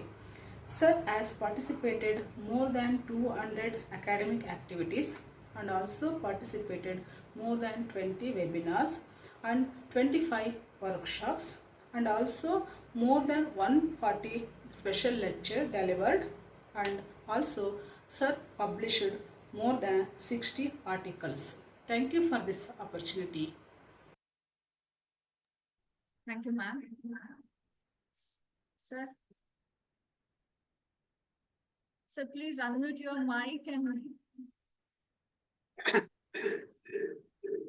Good afternoon. Am I audible to all of you? Yes, sir. Yes. I am extremely delighted to deliver my lecture on Dr. B.R. Ambedkar's ideas on democracy. And I have already listened to Professor J. Somshekhar sir's keynote address. I have drawn inspiration from his speech as well. And I'm extremely happy to thank at the outset itself to the organizers of this important international conference, which is going to deeply delve on various dimensions of Dr. B.R. Ambedkar's entire intellectual effort, the fruits of which we are enjoying today. Especially, I am thankful to Purushottam, HP, and also Anuradha Madam, and all the organizing committee members of the Siddhartha Government First Grade College, Mysore.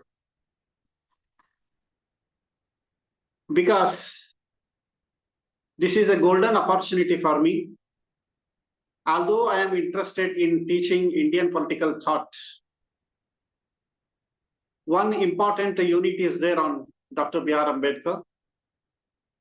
And as you already have understood, that Dr. B.R. Ambedkar's intellectual personality has bloomed a lot.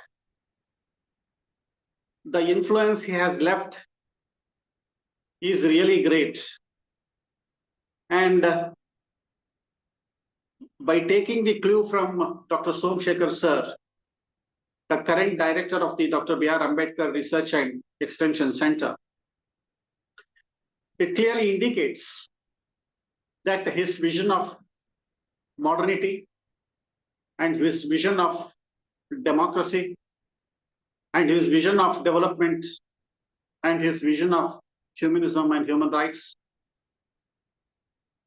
have greatly contributed a lot in making this country a developing and advanced developing nation in the world. And in fact, India is the largest liberal democracy nowadays by virtue of its nearly 100 voters.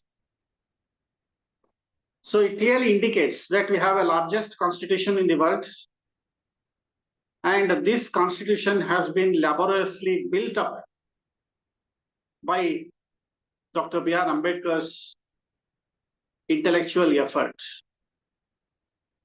And his humanistic vision and vision of an egalitarian society definitely poured a lot in making this constitution a really working constitution. For the last 75 years of Indian Republic, we do find this, that his philosophy has really contributed in blooming and building this nation in a large way. I think I have to go to the roots of his ideas regarding democracy. Many must have defined a democracy in their own way. And Dr. B.R. Ambedkar's vision of democracy has to be found the way he has defined it. And his democracy itself is a multidimensional and multi-conceptual in nature. Because he wanted to bring about a revolution in the socio-economic life of the nation. But this revolution should be a bloodless revolution. He never propagated violence. He was purely a non-violent man. Non-violence was very much in the pigments of his blood. Therefore, we should understand one significant fact, that those who suffered invisible violence definitely have understood the significance of the non-violence. His assertive articulations, his assertions, especially his assertive articulation of the so many principles, liberty, equality, fraternity, justice, and individual dignity, etc., have definitely contributed a lot in the empowerment of millions and billions of those who suffered since the centuries together. So that is the reason why we have to look at Dr. B.R. Ambedkar's ideas on democracy.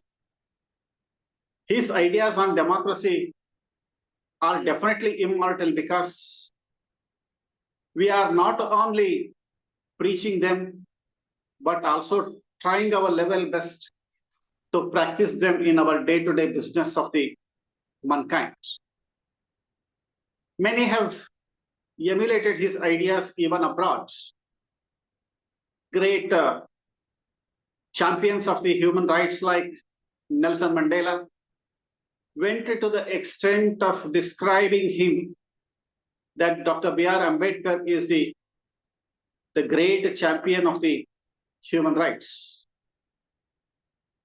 Without his championship, perhaps the millions and the crores of downtrodden in India would have been robbed an opportunity to enjoy whatever the rights that we are enjoying today.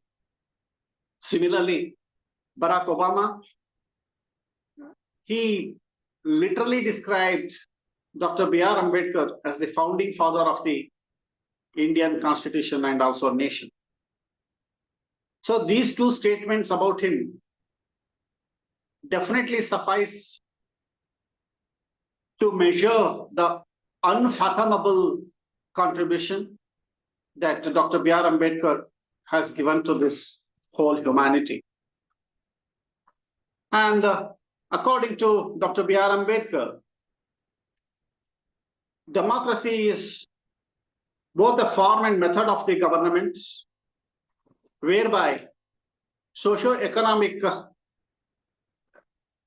changes, revolutionary changes in socio-economic life have to be brought without any bloodshed. We have seen several revolutions in the world where bloodshed was there. But in the case of democratic nations, he clearly stated that bloodless revolution has to be there. It is not only a political connotation. Democracy also has social dimension. So that way, to him, it is an associated mode of living, of conjoint communicated experience. That political democracy is not sufficient. Social democracy is equally important. Both are concomitant. Both have to coexist. So social democracy is also equally important.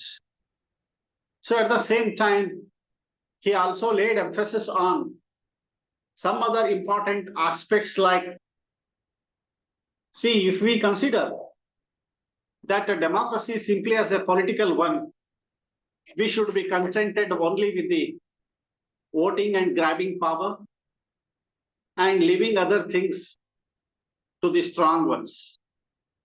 So society to him is, democracy to him is also a form of social organization. So that social organization should be considered as a fabric for the entire democracy. So that way, the associated living between the peoples who form the society is indispensable and necessary. That association symbolizes the great strength of the fraternity. The intimacy can never be deepened without a sense of fraternity. That fraternity consciousness is indispensable and necessary for running the democracy on a proper path. So it should not be considered, democracy should not be considered simply as a political machine.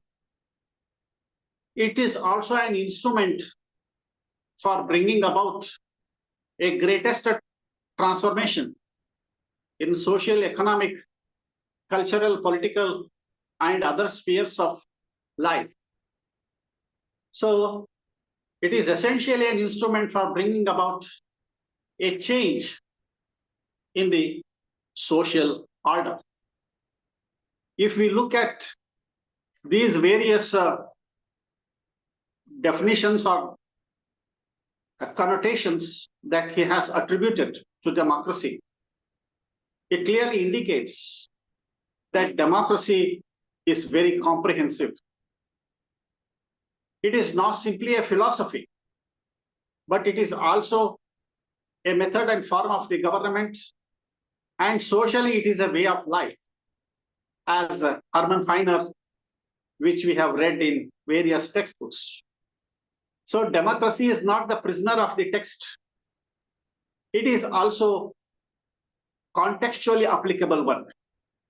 That is the reason why, as Somsekhar sir has already stated, that Dr. B.R. Ambedkar's main emphasis was to build up a democratic man, a democratic citizen, a democratic individual, a democratic society, a democratic state, and a democratic nation. So naturally, the primary purpose of the democracy is not simply to prevent or curb the despotism. Dictatorship should be eliminated from the face of the earth. Before it is eliminated from the face of the earth, it should be eliminated from the bottom of the heart. Because human beings are born to enjoy their liberty. When this liberty is meant for the realization of the overall personality of the individual, and whatever the best is there, that has to be utilized for the fullest betterment of the individual and society. So that is the reason why democracy's main purpose is also to visualize and realize the welfare of the individuals. So to build up the welfare state is one more important purpose of the democracy as per the Ambedkar's philosophy. So naturally, Dr. B.R. Ambedkar was a great historian as far as my understanding is, not only my understanding is concerned, but it is an accepted fact that he was a great historian. He understood how democracy worked in countries like Greece, especially in Athens. In Athens, democracy was not fully a democracy. 50% of the citizens of the Athens were slaves. They were left outside the framework of whatever the participatory rights were given to others. So only 50% of the citizens of Athens were literally participating in the democracy. So that way it was a partial democracy. It had a limited meaning. Similarly, even in England after 1688, and even in France after 1789, whenever the revolutions took place, after the revolutions took place, the very meaning of democracy underwent a substantial transformation. And whatever the democracy was there before 1947 in India, that also underwent a substantial change after the 26th January 1950, when the constitution drafted by the great architect of modern India, Dr. B.R. Ambedkar's constitution came into force. So it clearly indicates that the constitution, the constitutional democracy that we have today is very much practicing most of the ideas that have been bequeathed to us from Dr. B.R. Ambedkar. Dear friends, I have no hesitation to state that Dr. B.R. Ambedkar drew inspiration from the Buddhist tradition of governance. Sir also has dealt about it. And similarly, even in Buddhist tradition, we do find that parliamentary procedure was put in practice. There was a concept called Salapatrika Prahaka. Voting procedure was also there. They were devoted so much to the parliamentary procedure that they believed democracy was not simply voting and exercising power, but it was parliamentary democracy, especially, was meant to promote discussion. Discussion was is indispensably necessary in order to understand the brighter and darker side of an issue. So even in Buddhist tradition, when Mallas were there, although they received a message that the great Gautama Buddha literally departed from the world, they were not moved by that, and they decided they would go to Kushinagar only after the parliamentary discussions got over. It clearly indicates the Buddha's impact on these people. Preservation of an institution is indispensably necessary, and preservation of the values and ideas are indispensably necessary, because the persons are important, but at the same time, the work was deemed to be and is deemed to be more important. So that way, that the Buddhist tradition of governance was imbued with the parliamentary democratic values. So naturally, Dr. B.R. Ambedkar was inspired by that Buddhist tradition, and subsequently, he was also inspired by Abraham Lincoln's greatest words of democracy, namely government by the people, for the people, and of the people. So naturally, since Dr. B.R. Ambedkar read more than 60,000 books during his lifetime, he has garnered and gleaned several ideas from various sources and observed their practical implementation and visualized their implications. For that, Dr. B.R. Ambedkar was successful enough in giving us a great democratic constitution. So almost all of us are familiar with some important conditions which are indispensably necessary to make a democracy a successful one. So naturally, we can go to them step by step, and we have to have a small picture about it so that it is easy for us.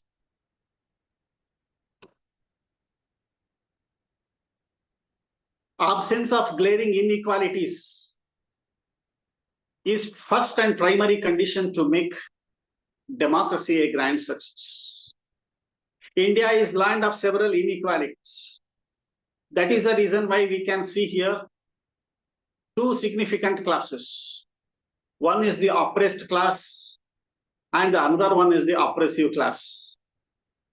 Oppressive class continues to oppress.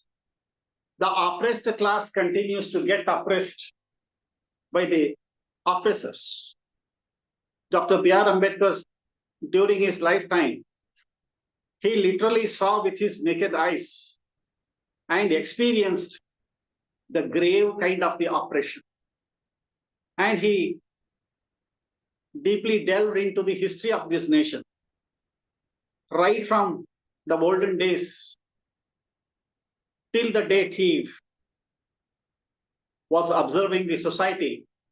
He found that socio-economic inequalities were very much grave. Wherever there is an inequality, it cannot ensure an associated mode of living among the people. So, social inequality could be seen in the form of the caste, and economic inequality could be seen in grave problems like poverty and income inequality, unemployment, and other problems. So, oppressors always leave the burden, and oppressed ones will have to bear the burden of the oppressors. This kind of dehumanization was responsible for lack of democracy in our social life. Whatever the fourfold social order that was there, nurtured by our age-old tradition, was responsible for what you call lack of social integration. So that social integration could not be achieved in this country. He knew that because of this kind of oppressors and oppressed classes that exist in this country. So secondly, he was also very much aware of the facts that an effective opposition is indispensably necessary in order to have a democracy in this country. Opposition should act as a veto. That veto has to be exercised continuously within the parliament and also outside the parliament. We, the people, as the voters, will exercise our veto once in 5 years. But opposition party members should exercise their veto on the authoritative tendency of the government well within the parliament in order to arrest the possibility of the despotism. So effective opposition was thought to be the most important principle or a condition for making this country's democracy successful one, he stated. Equally, he was very much aware of the fact that there should be equality in administration and law. Rule of law is most important for all of us. Article 14 is very much known to all of us, that in fundamental rights, in third part of the Indian Constitution, we have seen several rights. And these fundamental rights are most important. And rule of law or the legal equality which is there in Article 14 and subsequent manifestations of the other kinds of the equality that you find in Article 15, 16. And the abolition of untouchability that we do see in Article 17. And all this clearly highlights that equality is the engine of democracy. So naturally, an egalitarian society can come into existence only when we preach and practice the principle of equality in our life. So administrators should also follow the principle of equality. And the law should be applicable to each and everyone. They should not interfere in other things except in policy making. They should formulate the policies, and after formulating the policies, they should be properly implemented by the administrators in a non-discriminatory way.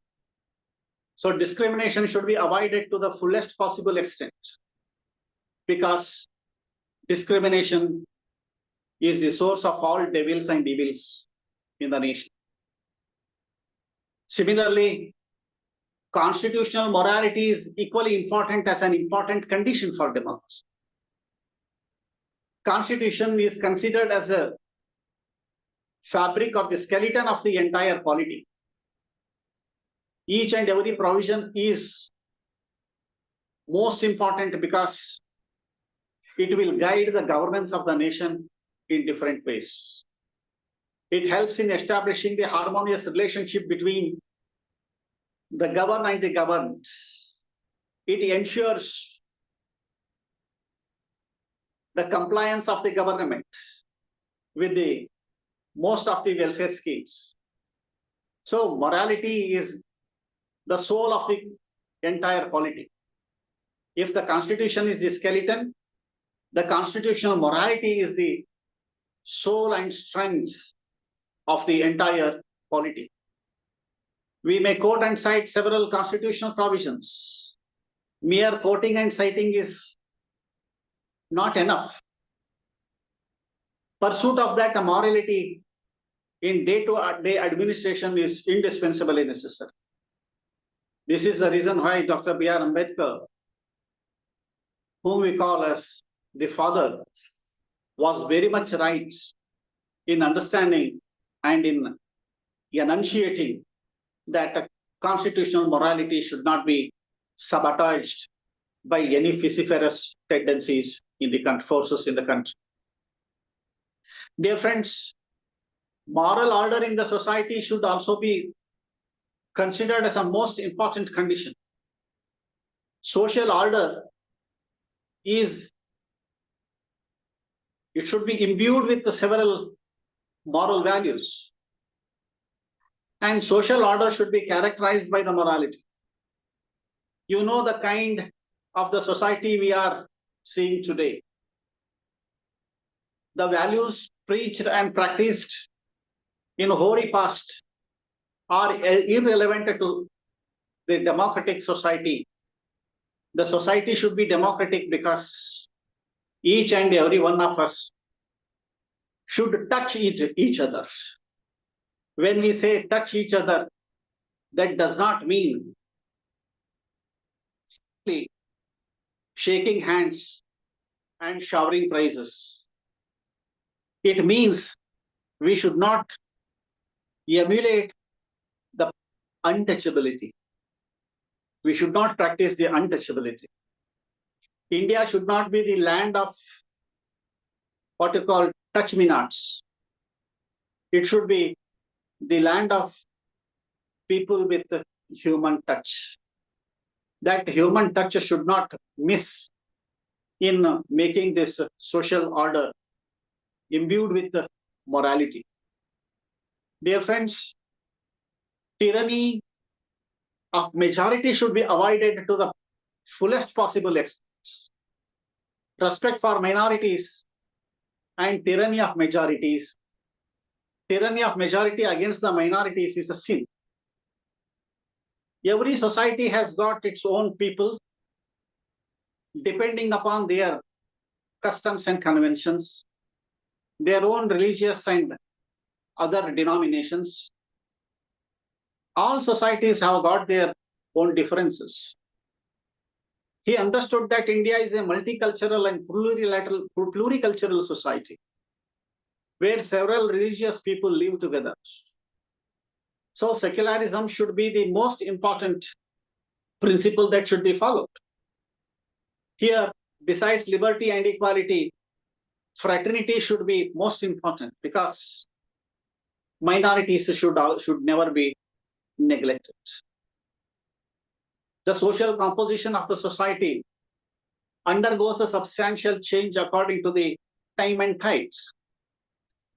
So in a hurry to exercise our own power, in a hurry to grab power, in a hurry to power making, power configuration, and some other kinds of the power game, the majority domination should not be practiced.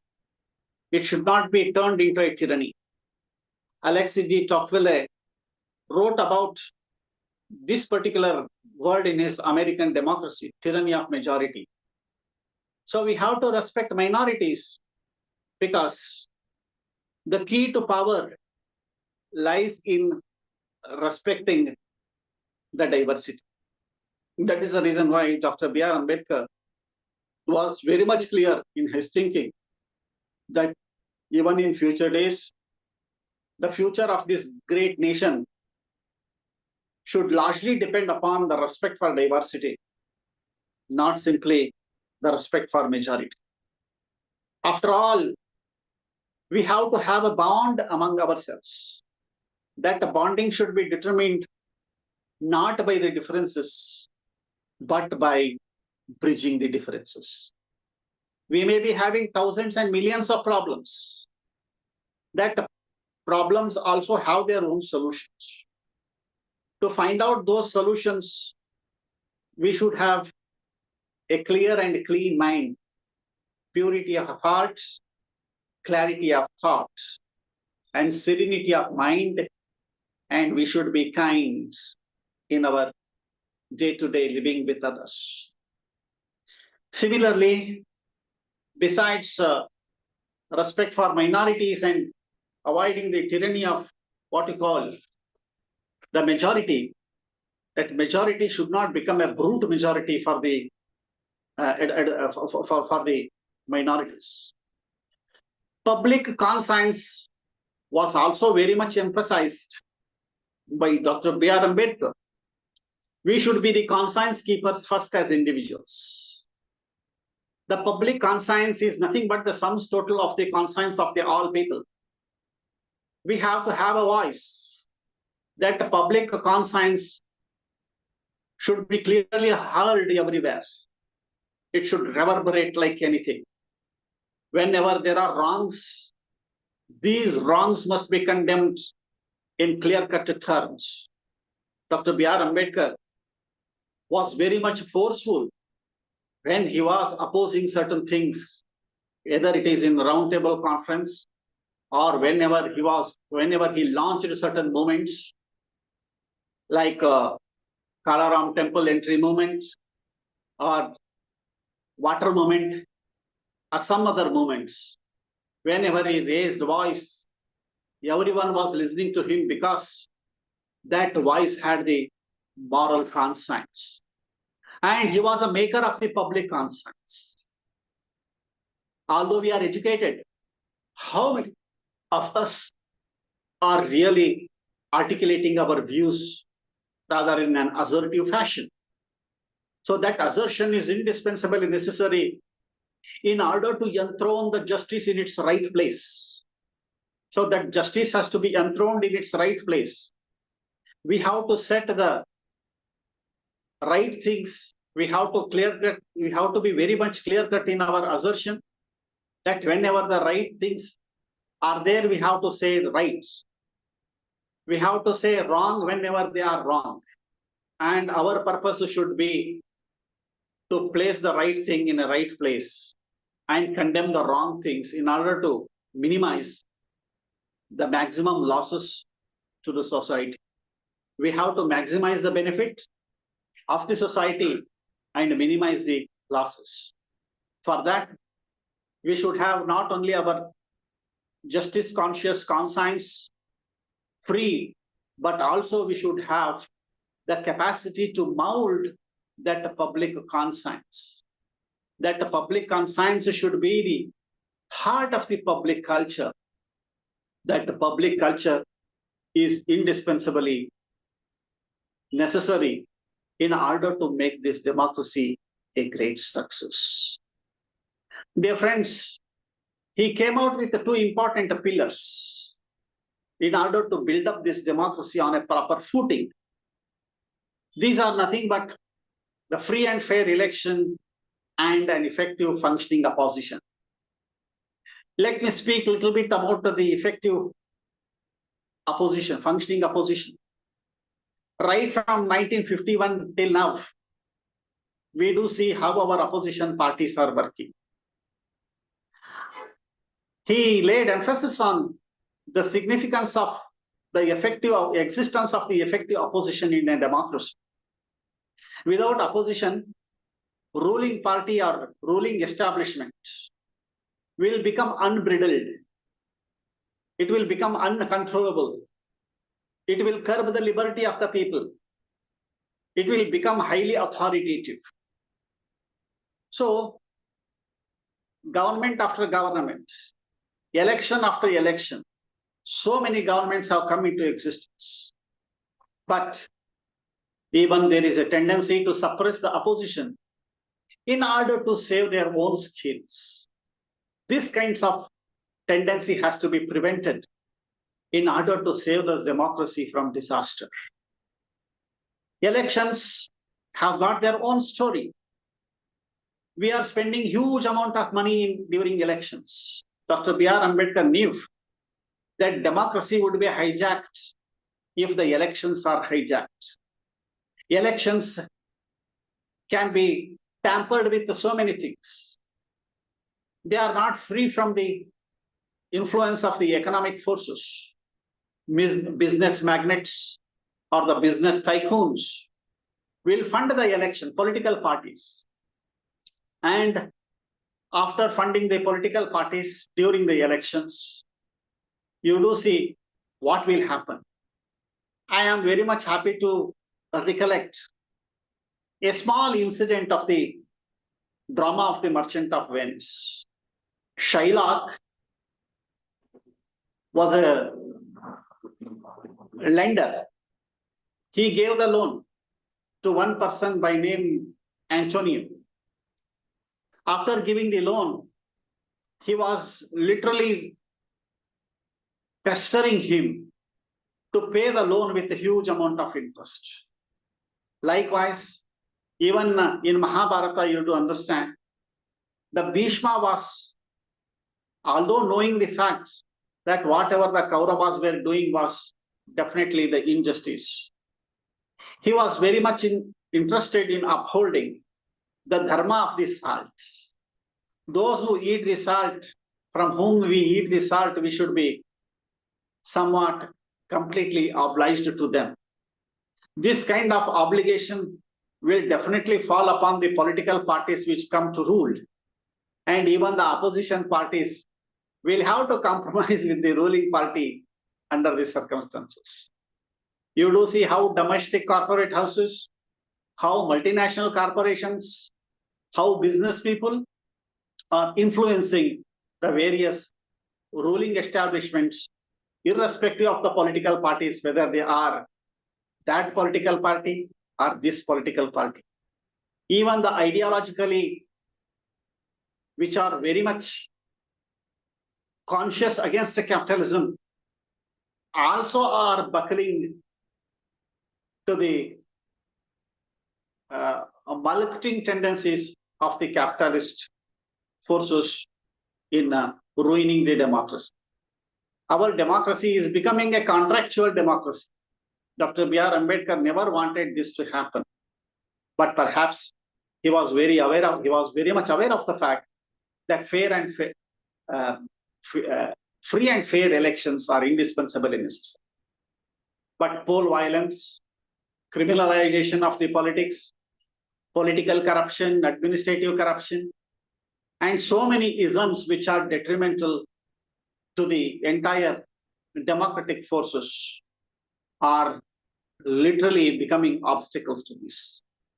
So that was the reason why Dr. B.R. Ambedkar, in his last parting speech in Constituent Assembly, clearly admonished the people of the nation that he said, we are ushering in an era of contradictions. These contradictions are there very much in various fields.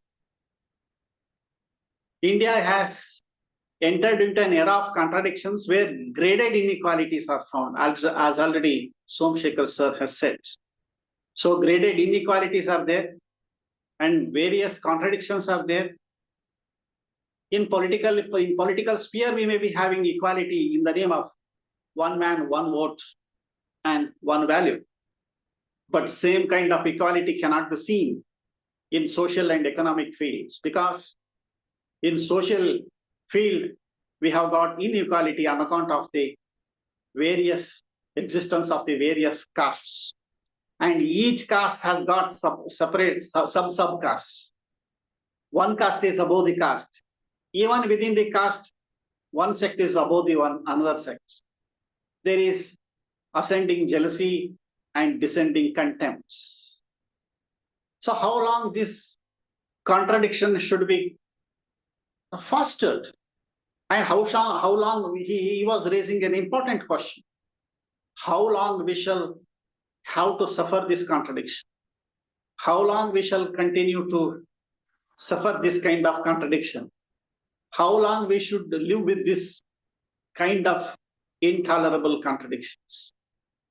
Have we succeeded in completely wiping out the various kinds of the contradictions? Definitely not.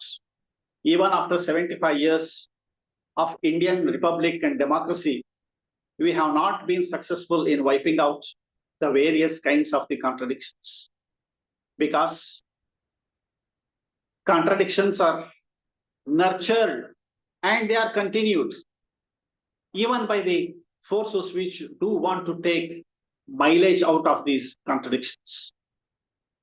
So, in one or the other guise, these things are trying to hold their control over us. Now the time has come.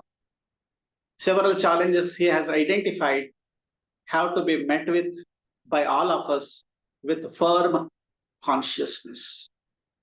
Because unless we face these challenges, unless we come out with our resolute mind, we will not be able to save our democracy as save our democracy from all kinds of dooms and disasters. Social democracy has to be strengthened. Intercaste marriages have to be encouraged, as he has suggested. Interdining must be practiced. And our educational institutions should become still more democratic. We should not practice the untouchability in any form, because that itself is a bane. We may say that in the guise of modernity, even in urbanization and industrialized places, on account of the transportation and technology, we have been successful to some extent in infusing modernity and relaxing the rigidities in caste system. That may be true, but still, heart must be transformed. Transformation, unless we transform the hearts, nothing will be possible. So, dear all the participants, I am very much delighted to bring to your notice that whatever the books Dr. B.R. Ambedkar has written, they have to be read by all of us, not simply for the sake of reading. We have to systematically think aloud about them, and we have to analyze them. We have to reflect over them, and we have to practice them to the best of our ability. Because mere supremacy of the religion over the mind is not enough. There should be a reconciliation between rationality and religiosity for building a better democracy, not only in the nation, but also for building a better humanity. Dr. B.R. Ambedkar, he himself combined the elements of both ingenuity and humanism.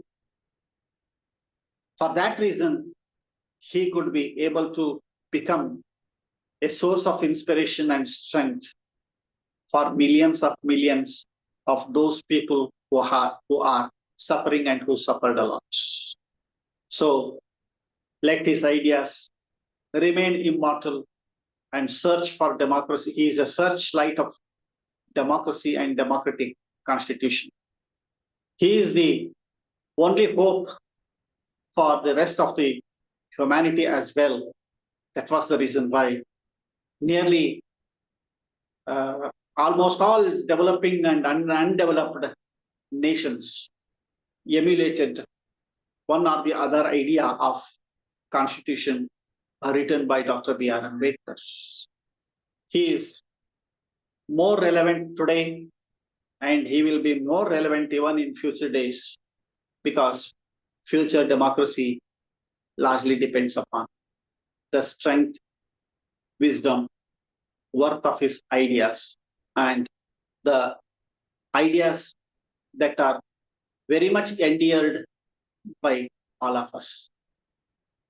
I heartily thank each and everyone profusely for blessing me with this important opportunity and for rendering your patient hearing to my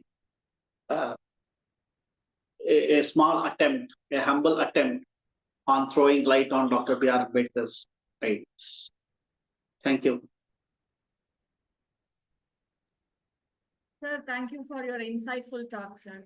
You rightly highlighted the need to practice democracy as an idea. It's not just an idea, it should be put into practice. We have participants from different disciplines with us today, sir, and I'm sure that for them, your talk provided a comprehensive understanding about the towering personality of Dr. B.R. Ambedkar and the reason why he remains relevant to this day. We totally agree with you, what you pointed out, the necessity of democracy being observed as a social way of life and constitutional morality being the soul of democracy.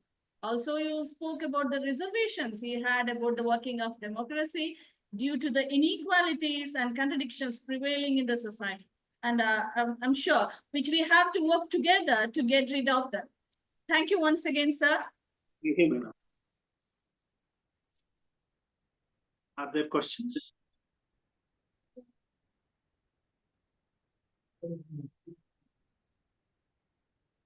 So I would like to have questions.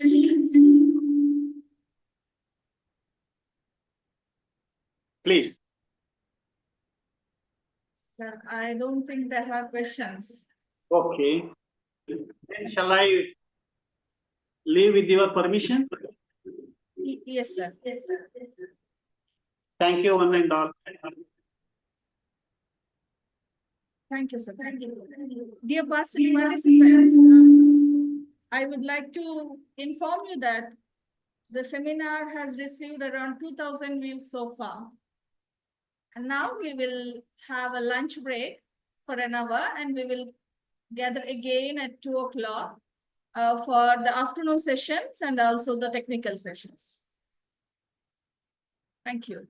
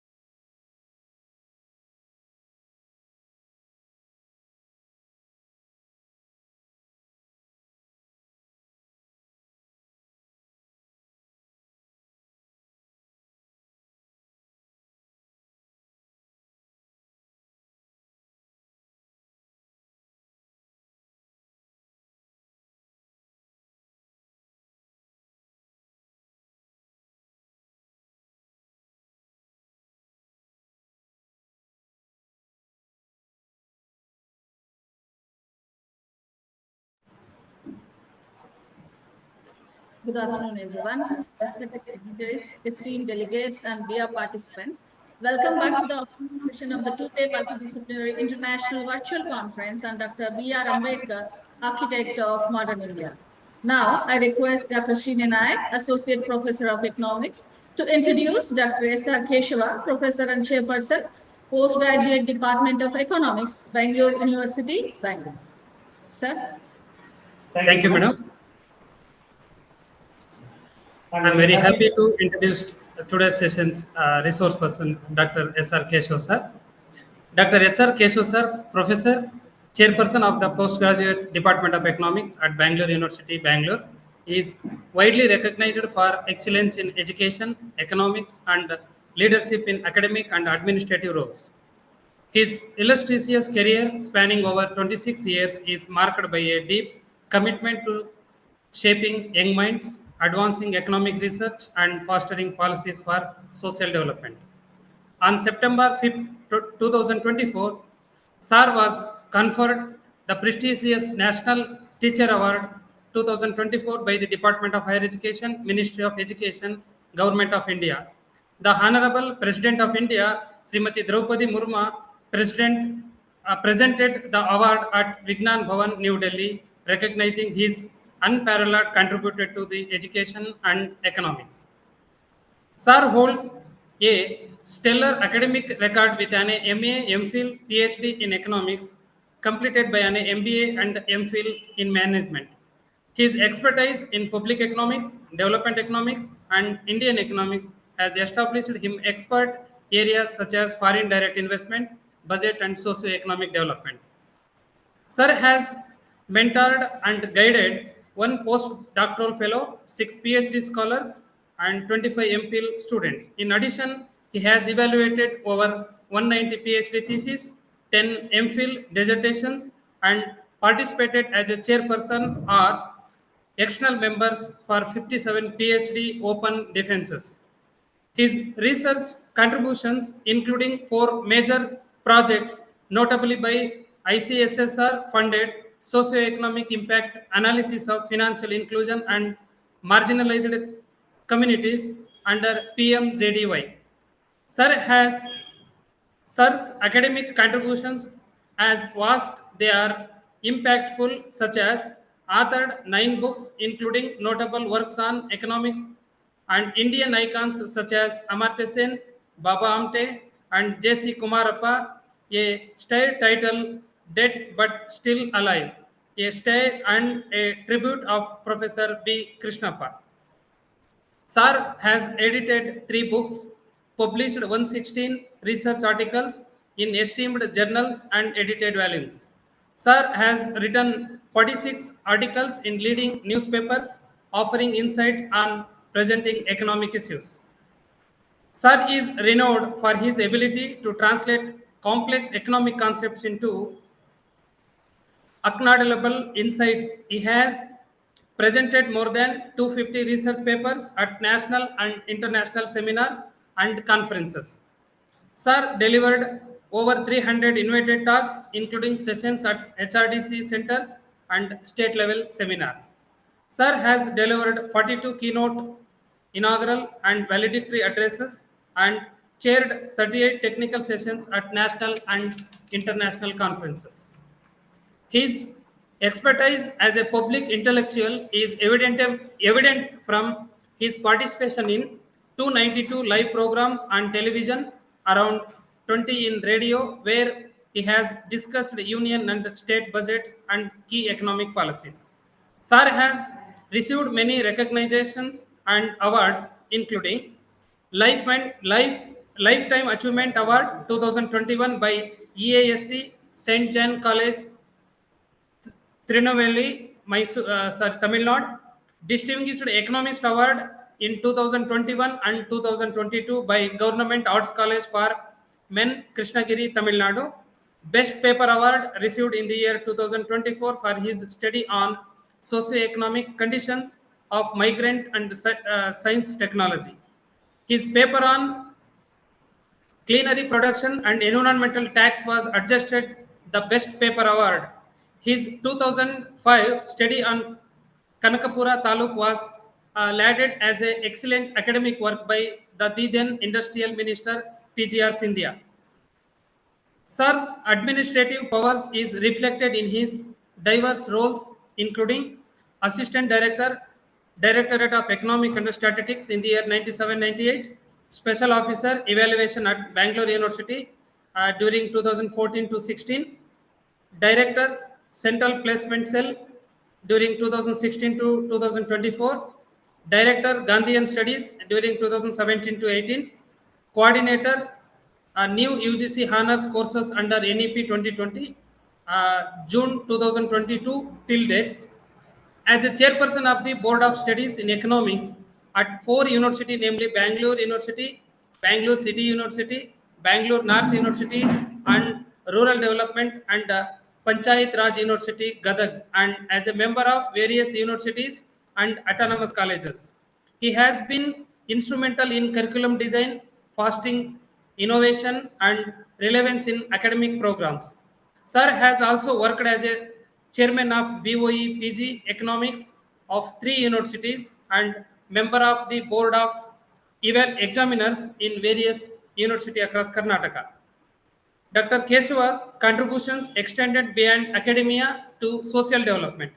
He is resource person for the economic survey by the government of Karnataka and was technical committee member, Karnataka Evaluation Authority during 2019 to 2024. He has influenced policy discussion and development frameworks. Sir remains steadfast in his vision of empowering students through experiential learning, research-driven education, and ethical values, ensuring their readiness for professional and societal challenges. Sir has worked as a chairman, member, reviewer, subject expert, and invitee for numerous committees, including selection committees formed by prestigious universities and state government bodies. This few introduction about Keshav sir, giving this opportunity, I extend my sincere thanks to all organization of this 2 days international virtual conference. Thank you, one and all.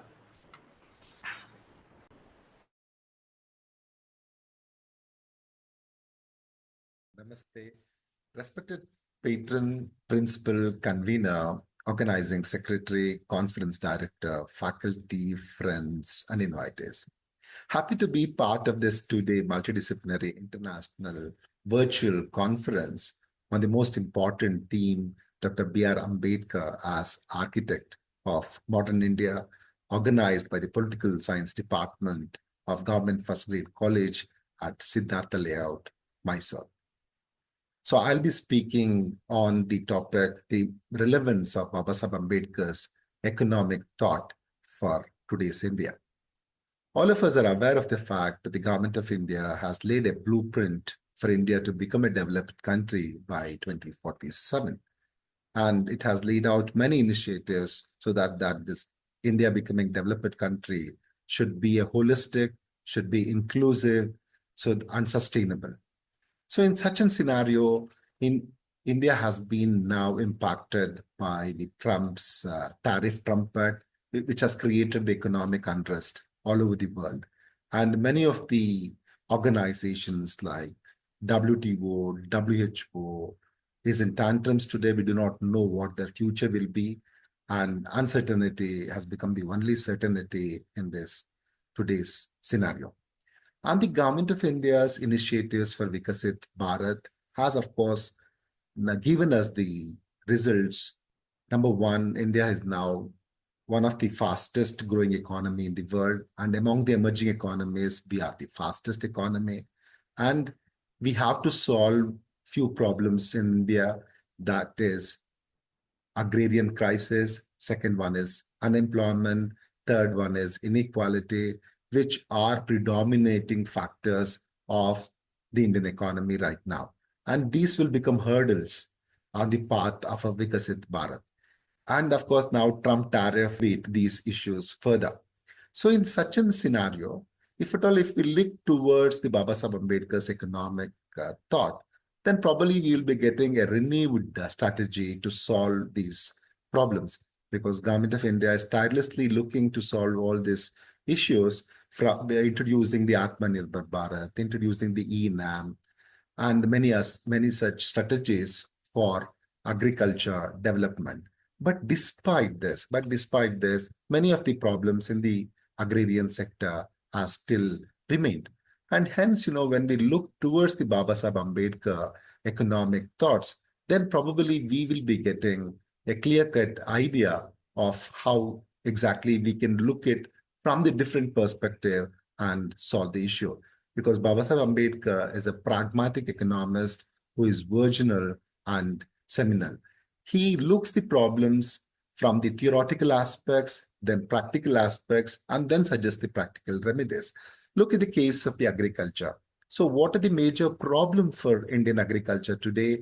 Farmers, or even some of the farmers, are also committing the suicides because they are not getting the due price for their agriculture commodities, because the raw material cost has increased, but the output, when the output comes, the price that which is getting in the market is not sufficient of what he has invested in the agriculture. So the government has to solve the issue of the farmer getting the adequate price for his product.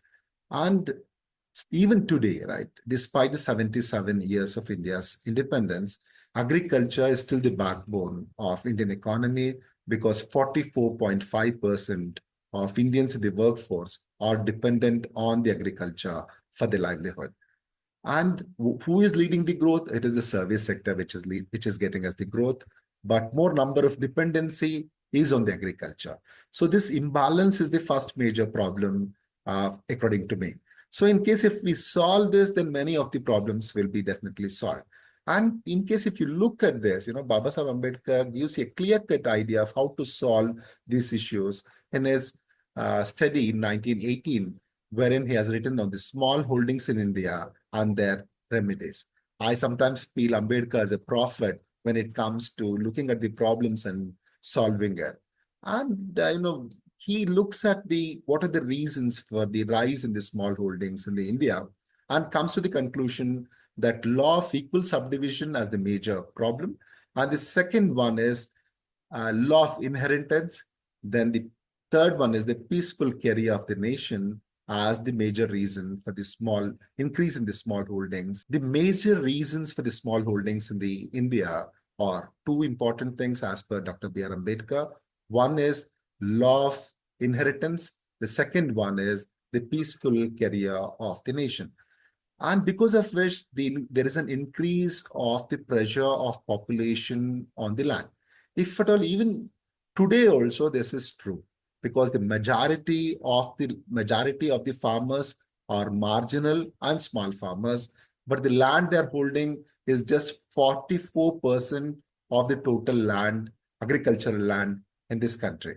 So despite not getting the adequate price, despite the fact that the agriculture is not profitable, why is that more number of farmers are dependent on agriculture? For which Babasaheb Ambedkar answers, if they had something more profitable to do, they would never have preferred the smaller piece. How true it is even for today. Because recently once when the NSSO did a study, 40% of the farmers said, given the choice, they would definitely quit the agriculture. And many of these farmers also further stated that they don't want their children to be the farmers.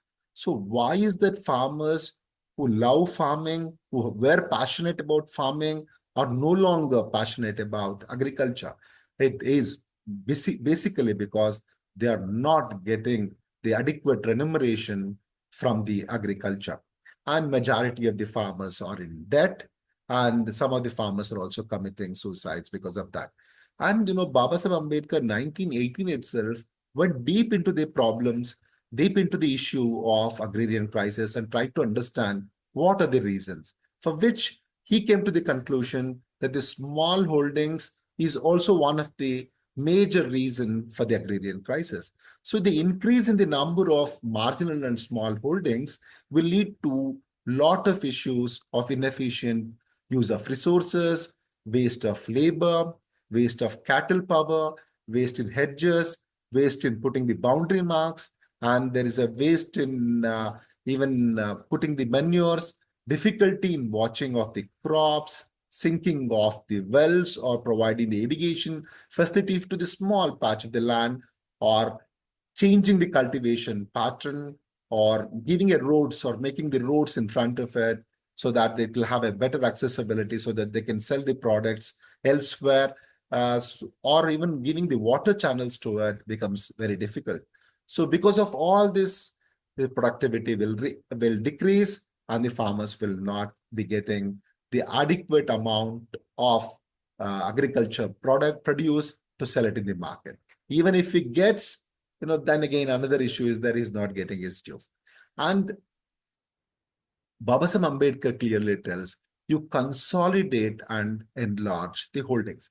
When he says you consolidate or enlarge the holdings, he's also very clear that it is not just, bringing out, consolidating the entire lands.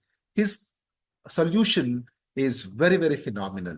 He says the mere size of land is empty of all economic connotations. It is not just the size of land that is most important. The size of the land should become an economic holding. That is what he clearly says. He just do not say, as others have said, consolidate and enlarge the holdings. He says, he was very clear when he says the mere size of the land is empty of all economic connotation. He clearly says, give it a right mix. One thing is land, then there should be a sufficient labor, then there should be a sufficient capital, there should be a sufficient irrigation, then there should be sufficient fertilizers.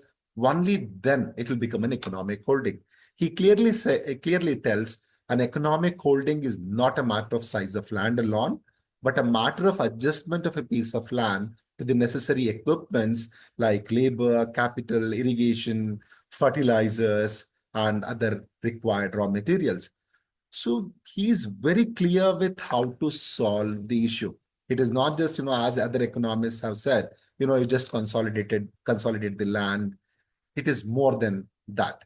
He just do not say, as others have said, consolidate and enlarge the holdings. He was very clear when he says the mere size of the land is empty of all economic connotation. He clearly says, give it a right mix. One thing is land, then there should be a sufficient labor, then there should be a sufficient capital, there should be a sufficient irrigation, then there should be sufficient fertilizers. Only then it will become an economic holding. He clearly tells an economic holding is not a matter of size of land alone, but a matter of adjustment of a piece of land to the necessary equipments like labor, capital, irrigation, fertilizers, and other required raw materials. So he's very clear with how to solve the issue. It is not just, as other economists have said, you just consolidate the land. It is more than that. Now let us see what is the present condition of the Indian agriculture. Indian agriculture is often referred to as the backbone of Indian economy. All of us know the reasons for it because it is providing us the food security, employment to around 44% of our workforce. The issue that which comes over here is it is providing employment to around 44% of the workforce, but is contributing only 18.2% of the country's GDP. Whereas service sector is providing employment to around 30% of the workforce, but is contributing to more than 50% to the India's GDP. And when you look at it, it clearly tells us, there are some issues in the Indian agriculture. And Swaminathan says there is something wrong in the rural sector. So what are these issues?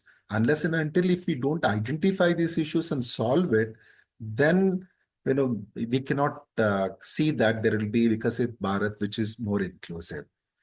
What are the major issues that which India is facing today? One is even now, too much of dependence on the monsoon, soil degradation, low productivity, inadequate infrastructure, or overall decrease in the overall area of the land for the cultivation. So all these are the major issues. And along with it, the most pressing issue is the farmer is not getting the adequate or the due price for his agriculture product. So when he's not getting what he's investing, automatically he'll be in debt. 1 out of 2 farmers in India are in debt. Even the SAS report tells us the average loan outstanding of the Indian farmer is around 74,121 rupees. And total number of agriculture households which are indebted is around 50%. So whether government has not done anything, no, government definitely has done good number of things. We can name good number of projects like PM Kisan, Pradhan Mantri Samman Nidhi, Agriculture Infrastructure Fund, Pradhan Mantri Fasal Bima Yojana, National Mission for Sustainable Agriculture. So, and even the Mission for Natural Farming, Atmanirbhar Bharat, and this schemes goes on. But despite all this, the farm sector is not completely out of the crisis. Why is that the farm sector is not completely out of the crisis?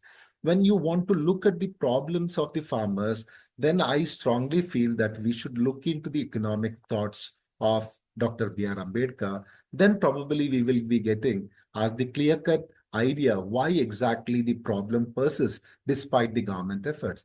In 1918, Babasaheb Ambedkar publishes a book as a part of his study called as Small Holdings in India and Their Remedies, in which he is trying to bring out what are the reasons for the increase in the marginal farm holdings in this country.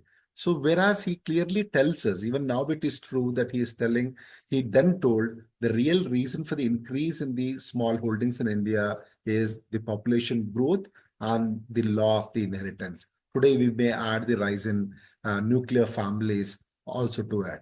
And look at this, Babasaheb Ambedkar in 1918 is clearly specifying us that one of the root cause for the farming crisis is the small holdings. So even today, right, 86% of the farmers in this country are marginal and small farmers. they control only about 47% of the total crop area. Around 14% of the medium and large farmers have 53% of the land. So the farmers who are willing to cultivate,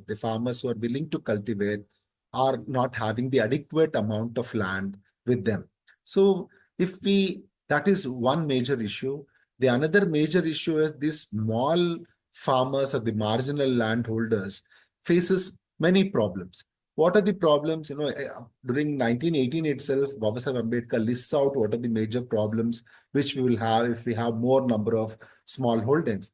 One is the waste of labor, waste of cattle power, waste in hedges or boundary marks, and we cannot it's a waste in manure, difficulty in watching of the crop, sinking of wells, change in the cultivation, then making of the roads to those lands or making of the canals for this, all becomes uneconomical. So, or because of all these reasons, the productivity will also decrease. If you ask any other economists, definitely they would have said, you consolidate the land holdings, you enlarge the land holdings. But Baba Sahib Ambedkar, after analyzing all this, comes out with a conclusion. He says, it is not about the mere size of the land. Just saying that the small land for all the ills of the farmers doesn't make any sense. So he says, give the right mix or the economic mix for the farmer. What is the economic land holding or the economics mix of land for the farmer? One is right mix of land, that is, say, appropriate amount of land, the labor, capital, irrigation, facilities to him, good seeds to the farmers, and fertilizers. The overall basket, he calls it as an economic holdings. So economic holdings is not just a matter of the size for the Ambedkar. It is more of the matter of adjustment in the terms of the land where necessary equipments to do the effective cultivation in terms of land, in terms of labor, in terms of capital, in terms of irrigation, all goods, good seeds, fertilizers, all is required.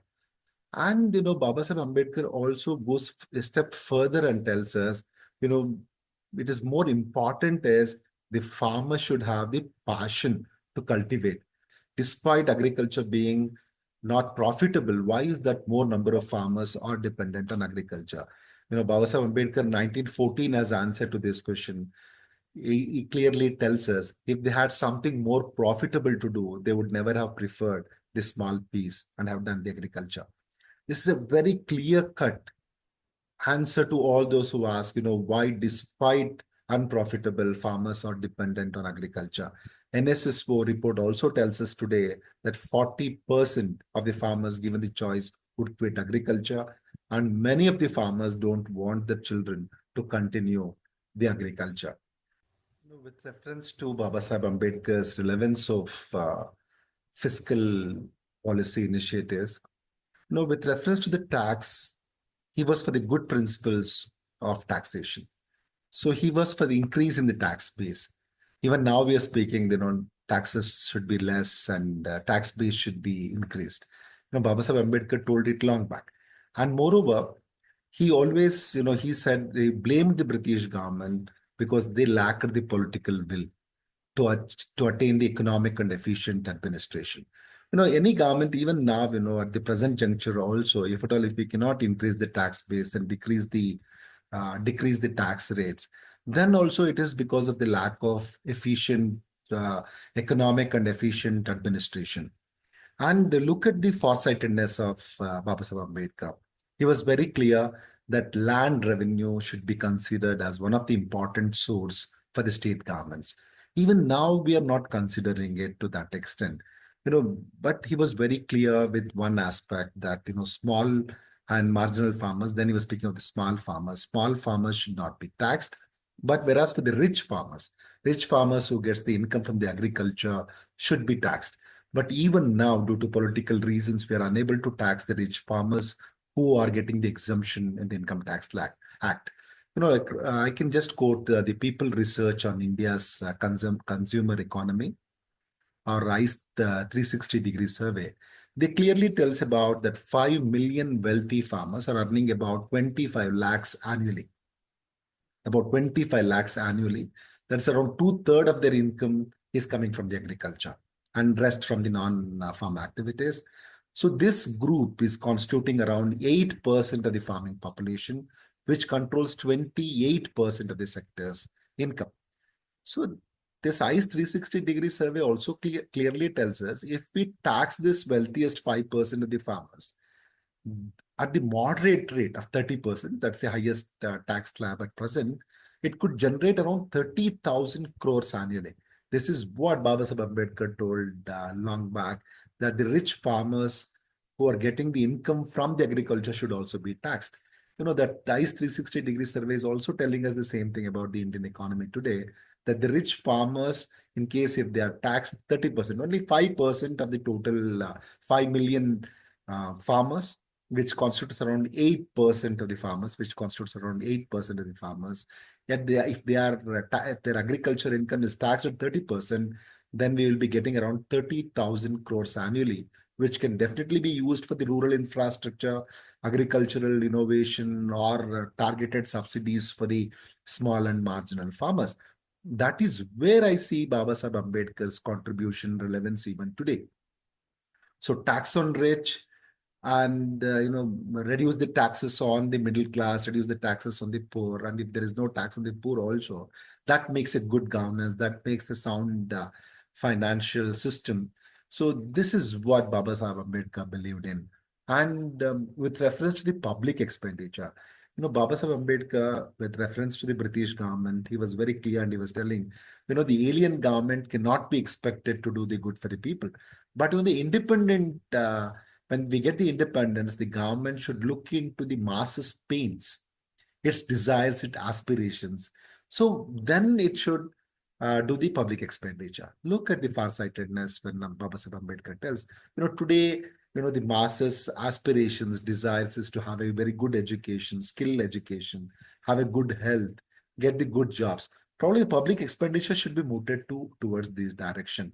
So the government, which is not of the people, he's Babasaheb Ambedkar. I quote Babasaheb Ambedkar when he tells this: the government not being of people could not feel the pulse of the people. The government not being of people cannot or couldn't feel the pulse of the people. If it is, then it will definitely feel. That's what it means. So Babasaheb Ambedkar was very clear that the government, when it do the public expenditure, it should always take into considerations the desires, the aspirations of the people, and the pain that which the masses are undergoing, and then do the public expenditure. And with reference to that the present juncture, we are spending less. Even NEP tells us 6% of the total, 6% of the GDP should be spent on education. We are still far less than the BRIC countries. Probably this is where we get we get the idea from Babasaheb Ambedkar that we should be spending more on education, more on health, and more on the basic infrastructure. Then it will lead to the economic development automatically. And the other issues that which he spoke is about the problem of rupee, the silver standard. He speaks in length about the silver standard unit, about the gold standards, because right now it is not there. I'll not be going in detail with all that. But one thing is very clear. But Babasaheb Ambedkar was very clear, and he with reference to the stable money, right? With reference to the stable rupees, he was telling, keep money stable in terms of the commodities. This is one thing that where RBI can always bank on. Keep the money stable, keep your exchange rate stable, keep your rupees rate stable in terms of the commodities.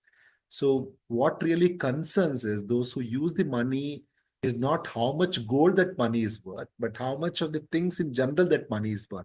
Regarding the gold standards, he speaks on this, but I can easily think that today's relevance is see that the exchange rate is kept stable in terms of the commodities. And even when the Royal Commission on Indian Currency and Finance came to India, and they did not have any sufficient material on Indian finance at that point of time. So all the members were carrying Dr. B.R. Ambedkar's book, The Problem of Rupee, Its Origin and Its Solution. And Babasaheb Ambedkar also spoke before that committee. And the net result was the RBI Act that came in 1934. One of the responsible individuals was Baba Sahib Ambedkar. And probably this the uh, right thing that what RBI can do and what the government can think is even printing Baba Sahib Ambedkar's picture on uh, notes along with Gandhi or any other national leaders. But most important thing is Baba Sahib Ambedkar contributed a lot for the Indian fiscal policy, for the establishment of the RBI, and hence, he deserves to be there on the Indian rupees. Also, it is actually not. It is a tribute that which we can give it to Baba Saheb, because he has done so much for the public finance. He has done so much for the Indian economic development. Ambedkar was responsible for the establishment of the RBI, and hence, it makes sense that if we print Baba Saheb Ambedkar's photo on the Indian rupee, it will be a true tribute for the great person who did so much for the welfare and empowerment of the masses in this country. And another important contribution by the Baba Saheb Ambedkar is his role in establishing the Damodar Valley, Hirakud Valley, Sone River Valley project.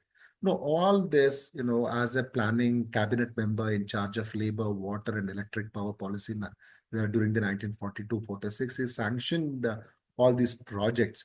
And the most important thing is, he was the first person, who was very clear that this water project should be the multi-purpose development projects.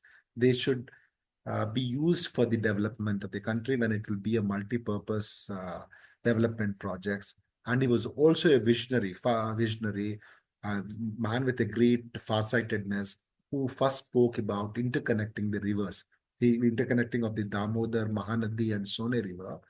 And even now, we are in the planning process. We are thinking on those lines, but still much couldn't be done on those aspects. Probably, taking clue from Baba Sahib thoughts, we can think of at least interlinking the southern rivers or the rivers within the state, and then the southern rivers, and within the, again, of the northern, so that the surplus rivers can be, instead of moving into the seas, can be utilized much more efficiently, much more optimally.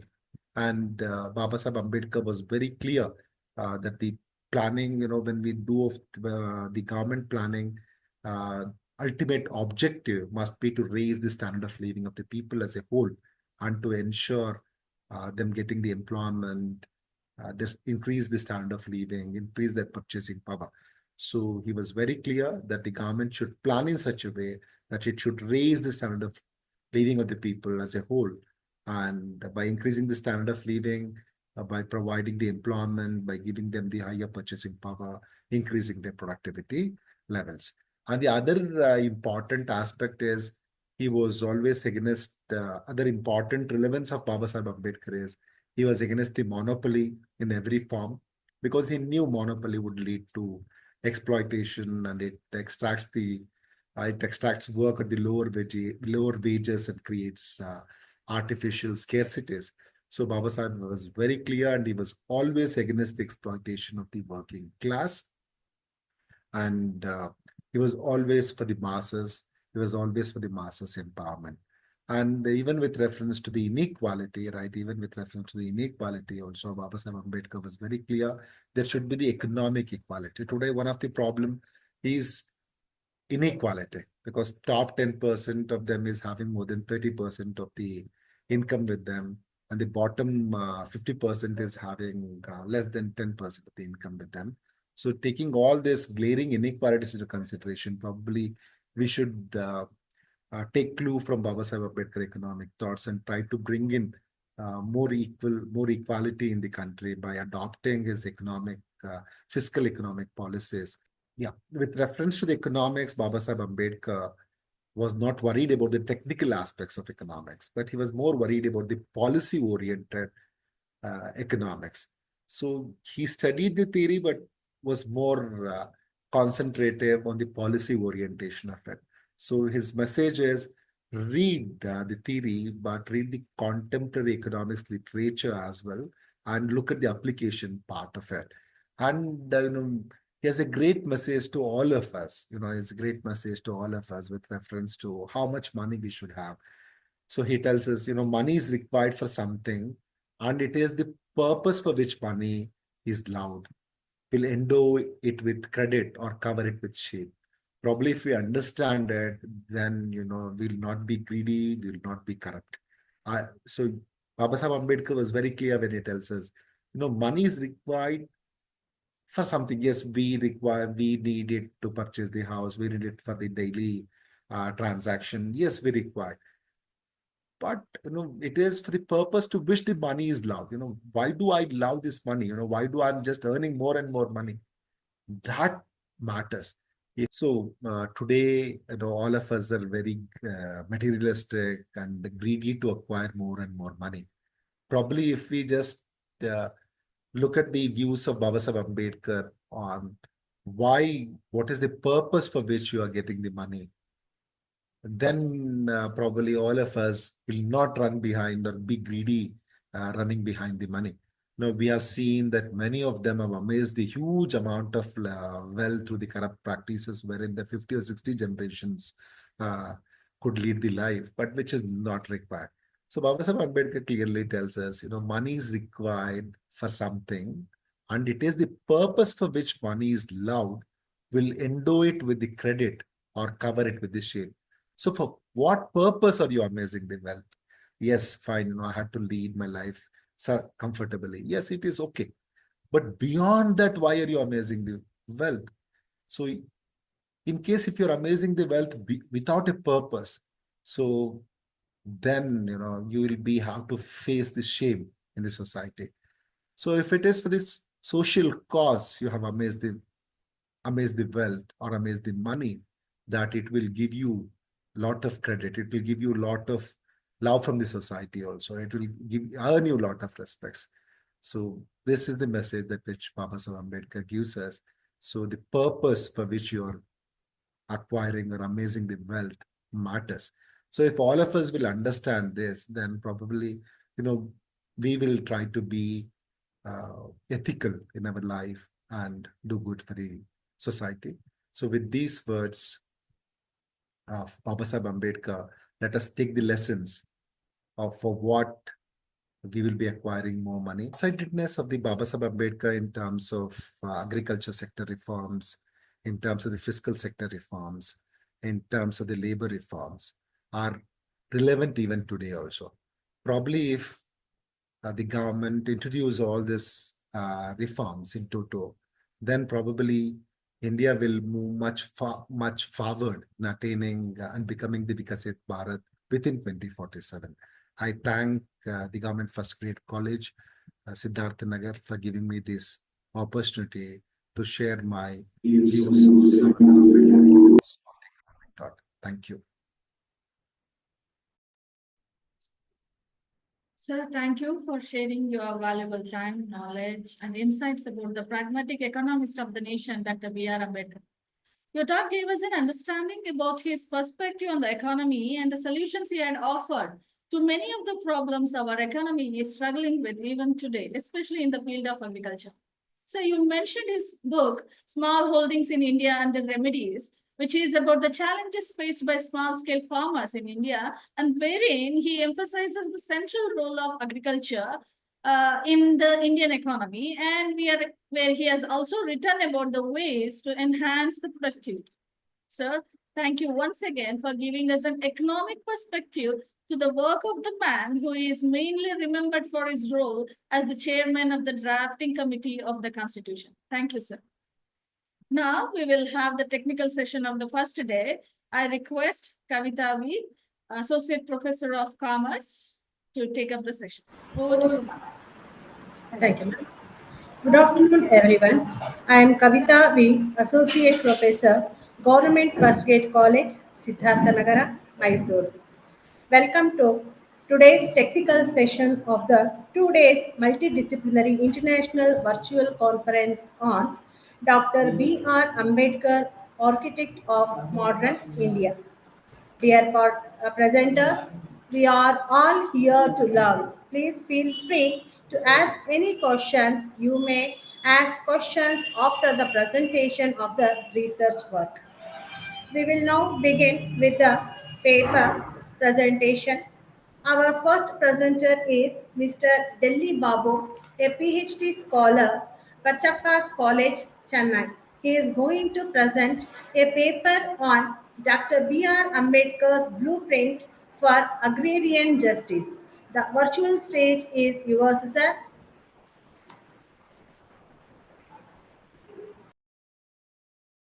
Good morning to one and here.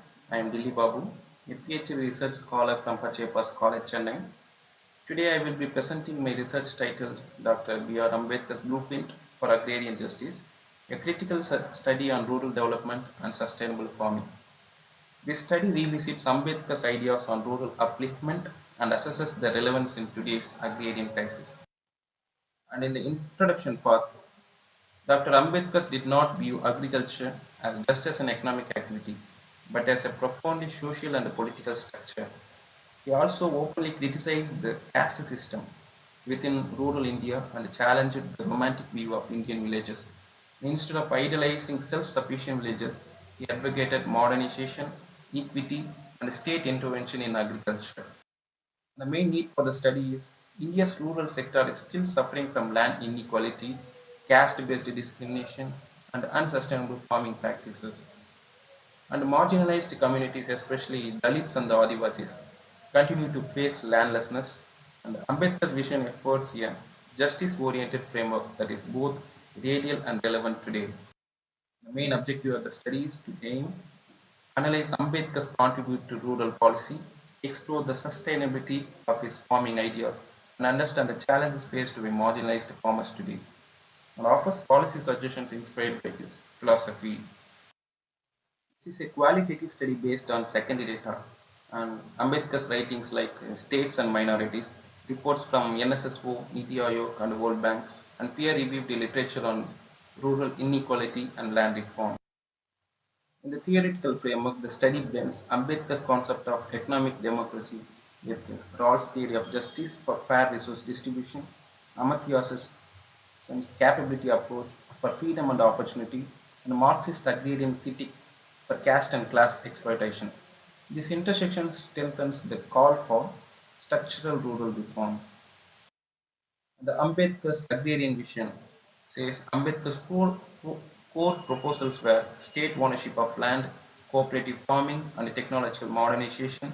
He believed that without economic rights, political democracy is incomplete, and land was not private property for him. It was a public resource.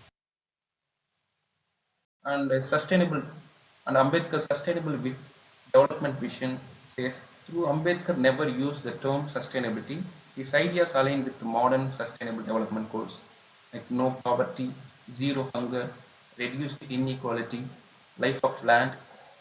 He also emphasized education, scientific farming, and labor rights, linking environmental and social justice. The key challenges we find, why didn't his vision become reality? Because opposition from landed elites and post-independence bureaucratic inertia and dominance of Gandhian or Nehruvian models today. Today, more than 60% of Dalits remain landless.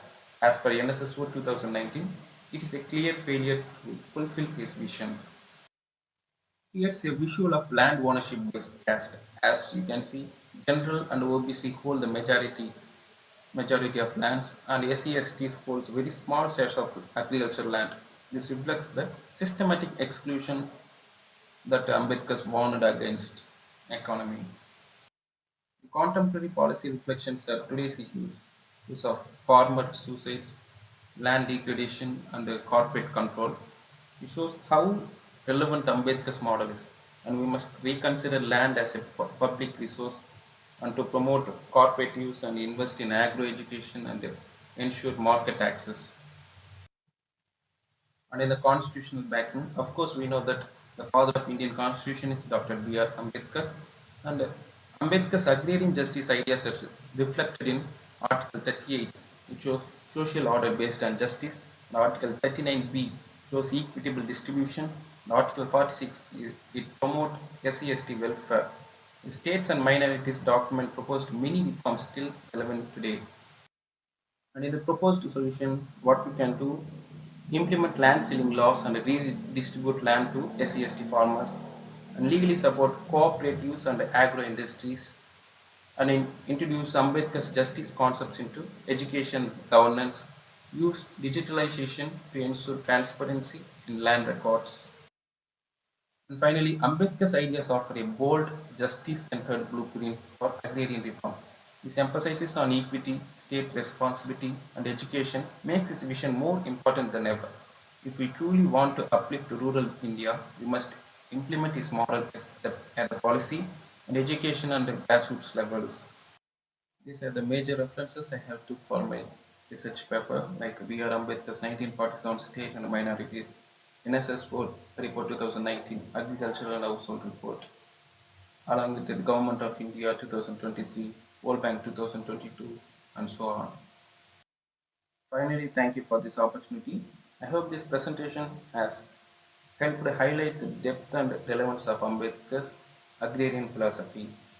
With this, I am concluding my session. Thank you once again.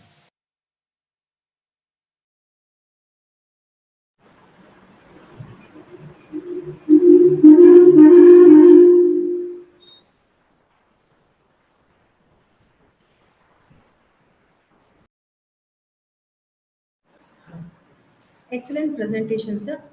Thank you for highlighting the key aspect of your research. Moving on our paper presentation, we have Girish A.V., Assistant Professor, Department of Political Science, Government First Aid College for Women, Andhra University.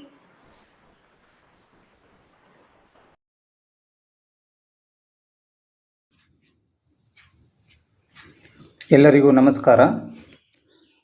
ನನ್ನ ಹೆಸರು Dinesh AV., assistant professor in the department of political science, government first grade college for women, Mandya university. Today, I am going to present the paper titled Ambedkar's Views on Nation Building and Democracy and Its Relevance. Dr. Ambedkar was the architecture of modern India. Not only modern India, but also his architecture of India's constitution. His contribution to nation building is immense and difficult to measure. He laid out many useful thoughts towards nation building. He firmly believed that we are still a nation that needs to be built through solid foundation by establishing just and equitable society. Towards this, everyone needs to think over the ways and means. He said, it is inevitable to remove anti-social thought from the minds of the people, as it is one of the major obstacles to build true nation. He advised the people, particularly backward class people, to get education and believed only through this people can uplift themselves from the quagmire of illiteracy and poverty. This will be the true contribution to the nation building. For him, politics is an instrument, not an end in itself, to bring about transformations in the society. He conceived the real power is the one which enables any changes. To achieve true democratic system is the need of the time to usher in all-round development of the nation. He stressed the need of an honest and dedicated leaders for establishing true democracy to achieve nation building. According to him, a nation needs to have identity of its own, and every Indian needs to think that he or she is an Indian first and last. The sense of identity and feeling towards the nation is a sine qua non for every person. Ambedkar was a die-hard advocate of the cause of the depressed class. He said that the discriminatory society which is not inclusive cannot achieve the true nation building, and true nation could be achieved only through the annihilation of the caste system. He was also mindful of the need to protect religious minorities, for which he was in favor of adequate representation in the representative institutions like legislative bodies and services. In his vision of nation building, he upheld nationalism and the liberation of man to build modern India. He fought doggedly to build society based on democratic ideals of liberty, equality, and fraternity. He waged a relentless struggle to build a new social order based on social emancipation and economic prosperity. He upheld the rights of the people and relied on constitutional remedies to implement them. He cherished the vision of true democracy and equitable society. Ambedkar was also provided an immeasurable insights for the building of our nation. He also provided an important views on democracy. Ambedkar was one of the intellectual leaders of India. He expressed his views on democracy. He was very much influenced by his teacher John Dewey, who was professor at Columbia University when he was a student there. Ambedkar deeply influenced by Dewey ideas of associated life, which go beyond the mere electing of government at every intervals, which talks that the humans are the product of their social milieu as well as continuously change their social environment through their education and communication. Ambedkar used these ideas to analyze and criticize Indian social structure, which is based on caste discrimination, and envisioned his idea of an Indian democracy based on democratic ideals of liberty, equality, and fraternity. Nehru and other socialists who said that Indian parliamentary democracy was modeled after England, but Ambedkar, on the other, believed that Indian parliamentary democracy is implicit and rooted in India's history, which offers the path to democracy.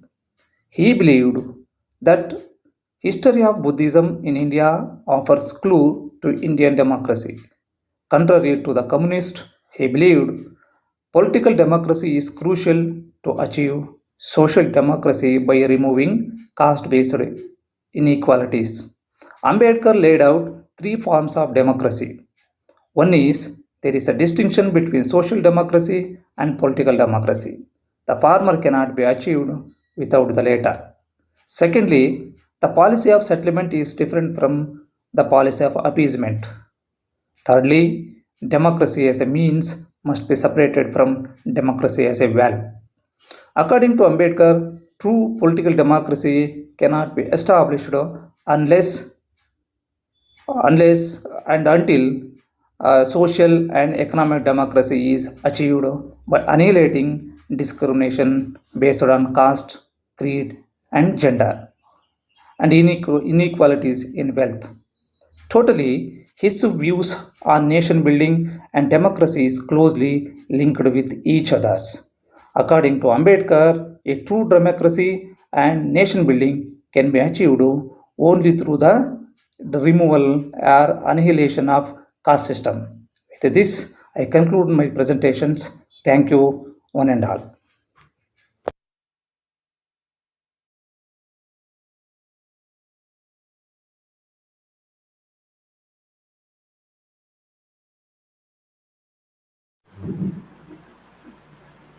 Thank you, Girisa, for your thought-provoking presentation. Your insights have certainly enriched our understanding of Dr. B.R. Ambedkar's contributions. Following that insightful presentation, I welcome Padmalata D, Research Scholar, KSOU, Mysore, to present their work on Dr. B.R. Ambedkar's vision for scientific temper, digital and social inclusion. We have the floor, ma'am.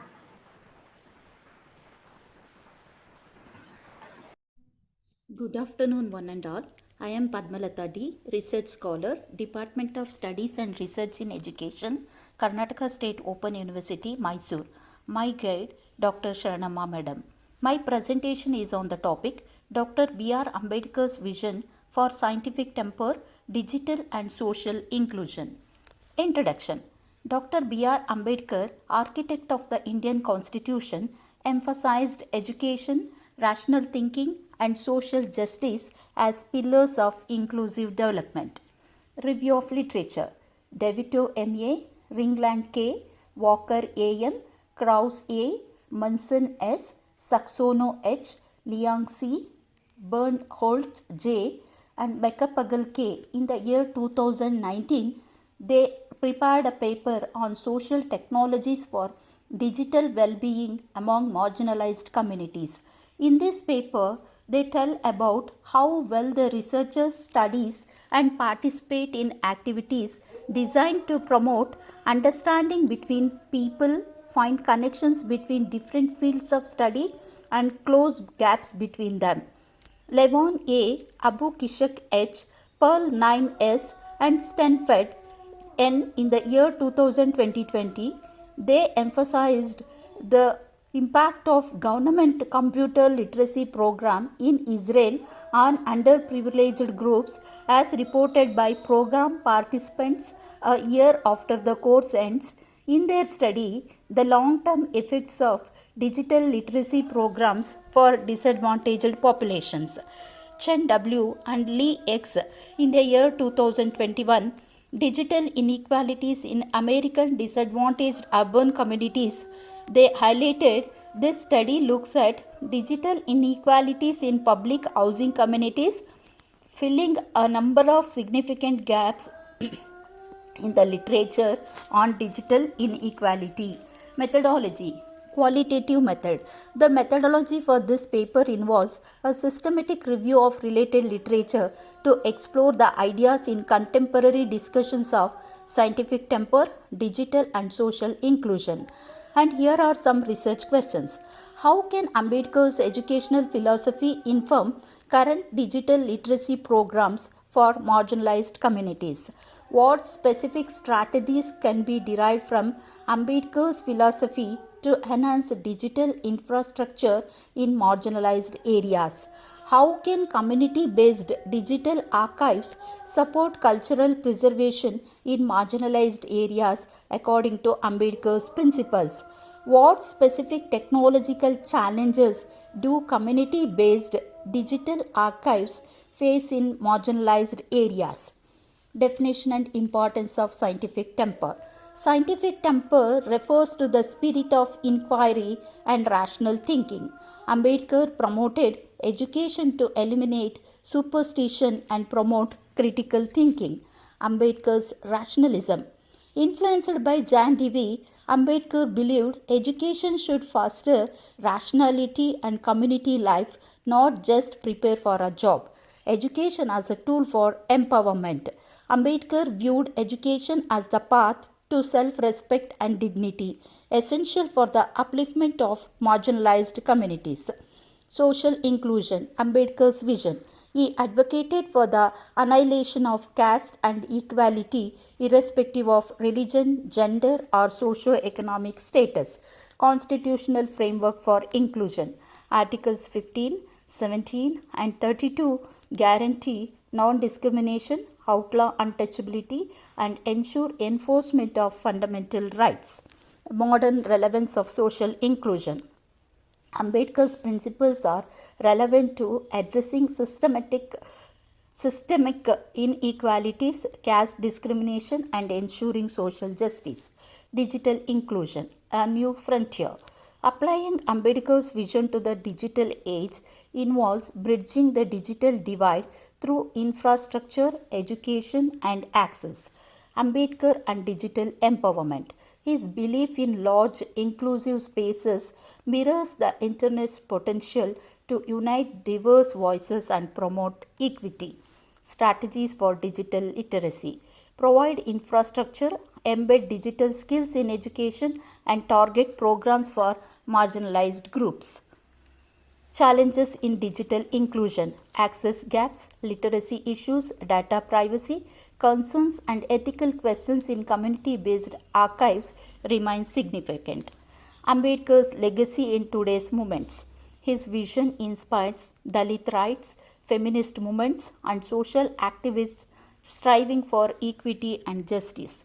I conclude by saying Ambedkar's call to educate, agitate, organize remains vital. Scientific temper and digital inclusion are key to realizing his dream of an egalitarian society. Here are some references. Thank you.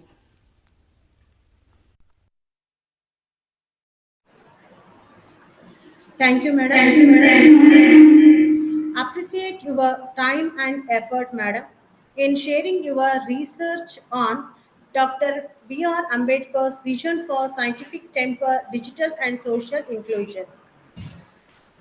Your presentation was engaging and informative. Thank you once again. We are moving on to our next exciting presentation.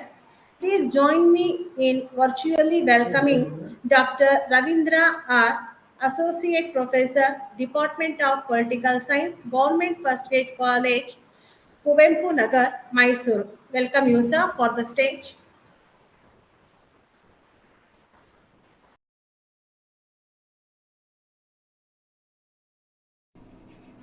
Hello everyone. Myself Dr. Ravindra R., Associate Professor, Department of Political Science, Government First Grade College, Kuvempu Nagar. I am very happy to participate in this international webinar program. I want to present my research article paper on Dr. B.R. Ambedkar's views on democracy, a vision for social transformation. First of all, I would like to tell about the abstract of this paper. Dr. B.R. Ambedkar, one of India's foremost social reformers and the principal architect of the Indian Constitution, offered a profound and inclusive vision of democracy. For him, democracy was not merely a system of governance but a vehicle for achieving social justice, equality and fraternity. Dr. B.R. Ambedkar's role in shaping modern India is unparalleled. His views on democracy reflect his lifelong struggle for the rights and dignity of the oppressed. He believed democracy was not just about elections and governance, it was about establishing a just social order based on liberty, equality and fraternity. Through his writings, speeches and constitutional work, Ambedkar laid the foundation for a democratic ethos that continues to guide the nation. This article explores Ambedkar's democratic ideals, focusing on his critiques of caste, emphasis on moral and social values, and insistence on the democratization of Indian society. The paper also reflects on the relevance of his ideas and context. The objectives of this paper are to analyze the philosophical foundations of Dr. B.R. Ambedkar's understanding of democracy, to examine Ambedkar's interpretation of social, political and economic democracy, to explore Ambedkar's critique of the caste system as a hindrance to democratic development, to assess the role of education and moral values in Ambedkar's vision of a democratic society, to evaluate the contemporary relevance of Ambedkar's democratic thought in India's socio-political landscape. So let us see the Dr. B.R. Ambedkar's views on democracy. Dr. B.R. Ambedkar, the architect of the Indian Constitution, was not just a jurist and social reformer, but also a visionary thinker whose understanding of democracy extended far beyond mere electoral processes. For Ambedkar, democracy was a way of life, a means of social transformation, and a tool for establishing justice and equality. His views on democracy were deeply rooted in his experiences of social discrimination and his relentless pursuit of human dignity for all, especially the marginalized. B.R. Ambedkar viewed democracy not merely as a political system, but as a moral and social ideal.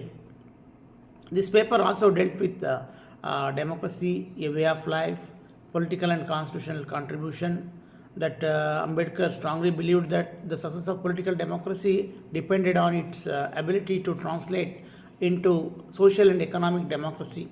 Without achieving equality or equity in the social and economic realms, political democracy would be merely symbolic. And also, this paper enlightened on social democracy and the caste system, the role of education in democratic empowerment, fraternity and moral foundations, and also understanding democracy, general and Ambedkariate perspectives. Very importantly, let us see the relevance in contemporary India, the thought of Ambedkar.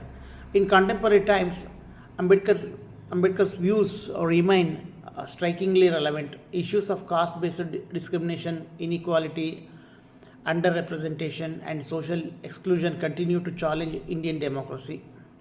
His vision provides a critical framework for evaluating the progress and setbacks of democracy in modern India. Dr. B.R. Ambedkar's vision of democracy as a means of achieving social justice, equality, and fraternity remains profoundly relevant in contemporary India. Despite constitutional guarantees, challenges such as discrimination, socio-economic inequality, communalism, and the erosion of democratic values continue to persist. His call for social justice, affirmative action, inclusive governance, and moral commitment to equality continues to guide policymakers, educators, and social reformers. This is the key points that I am presenting through this paper, the Ambedkar's thoughts and our views on democracy. Thank you. Thank you for the opportunity. Thank you, one and all.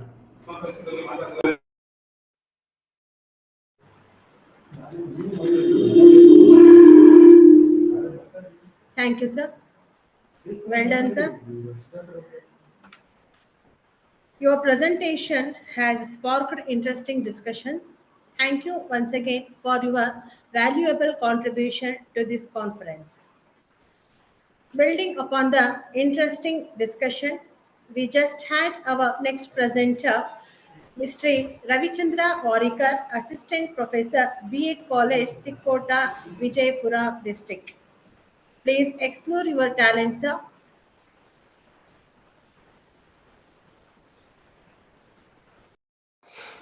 Hi everybody, Namaste to all. Myself Dr. Ravichandra Warikar, Assistant Professor, Department of Political Science, BLD New Arts College, Tikkota, Vijaypur District.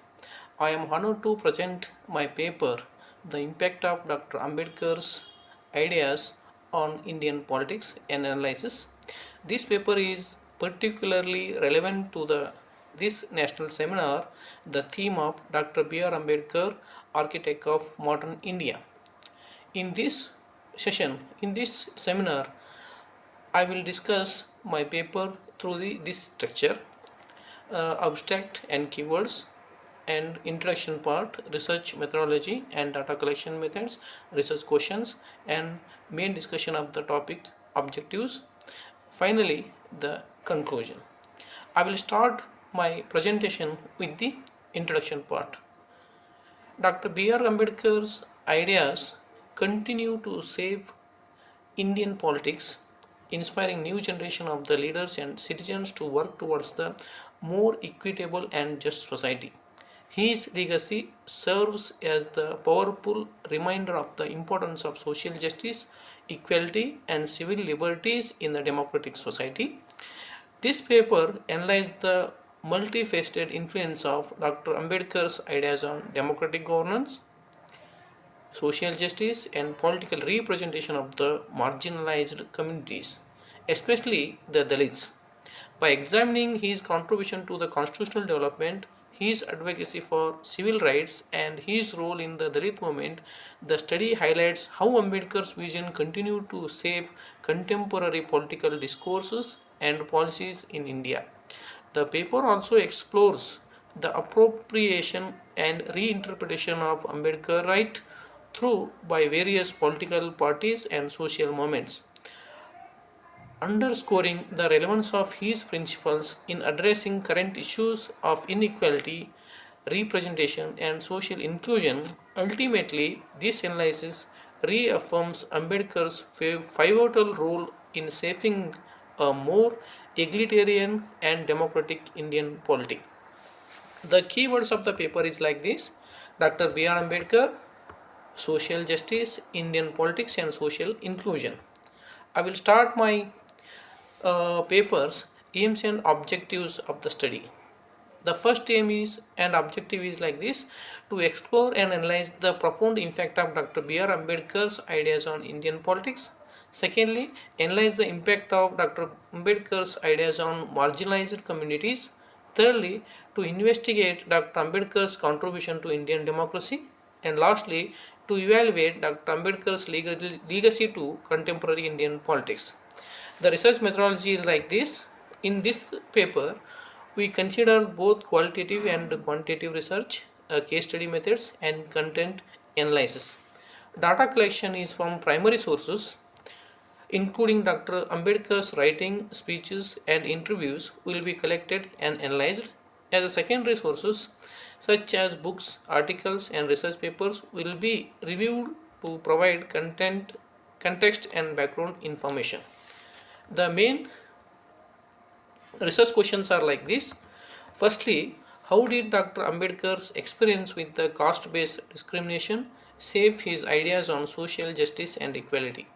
Secondly, the role did Dr. Ambedkar play in promoting education and economic empowerment for marginalized communities?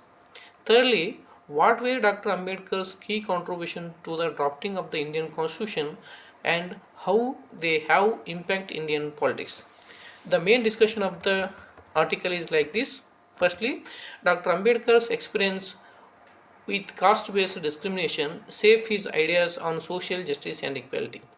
The Ambedkar's great slogan or quotation is like this on regarding the caste system: caste is not a physical object like a wall of bricks or line of the barbed wire. Caste is a notion, it is the state of mind. Saying by Dr. B.R. Ambedkar. Dr. B.R. Ambedkar's personal experience with caste-based discrimination were fundamental in shaping his views on social justice, equality, and human rights. From an early age, Ambedkar faced the harsh realities of the caste system. Born into the Dalit or Mahar caste, he was subjected to systemic exclusion and humiliation. In school, he was often segregated from other students, denied access of water, and treated as inferior by both peers and teachers. These formative experiences deeply impacted him and instilled a lifelong commitment to challenging the caste oppression.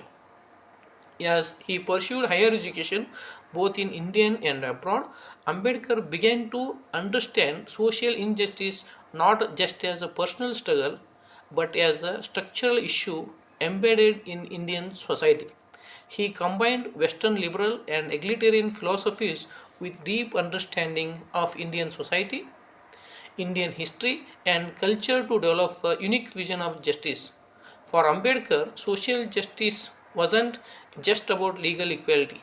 It meant dismantling the caste hierarchy, ensuring economic opportunity, and guaranteeing the dignity of all. These experiences and ideas lead him to the champion of Dalit rights and organize the movements of social reforms like Chowder Tank movement, Kalaram temple entry movement, or other movements. And secondly, advocate for legal protections, including the reservation system and education and employment. Thirdly, drafting the Indian Constitution. He was the real champion or chief architect of the Indian Constitution. He embedding the principles of equality, liberty, and fraternity. Finally, he criticized the Hindu scriptures and religious orthodoxy that justified caste discrimination. Finally, Dr. B.R. Ambedkar converted to the Buddhism.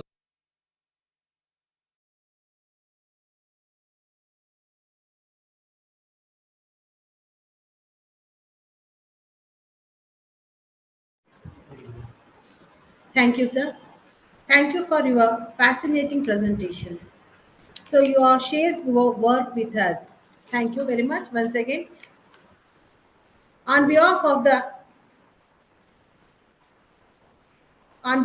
the organizing committee I would like to extend my sincere gratitude to all the presenters in this session for sharing their valuable research and insights. Thank you once again to all the presenters.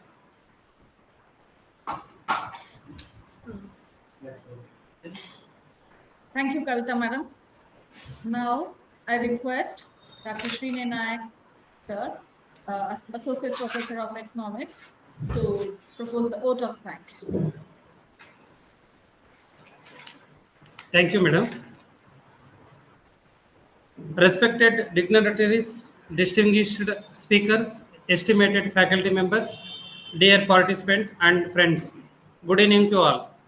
It's my privilege and honor to deliver the vote of thanks on behalf of the organized committee of this two-day international multidisciplinary virtual conference on Dr. B.R. Ambedkar, Architect of Modern India, organized by the Department of Political Science in association with IQSC and Research Cell, Government First Aid College, Siddhartha Nagara, Mysuru.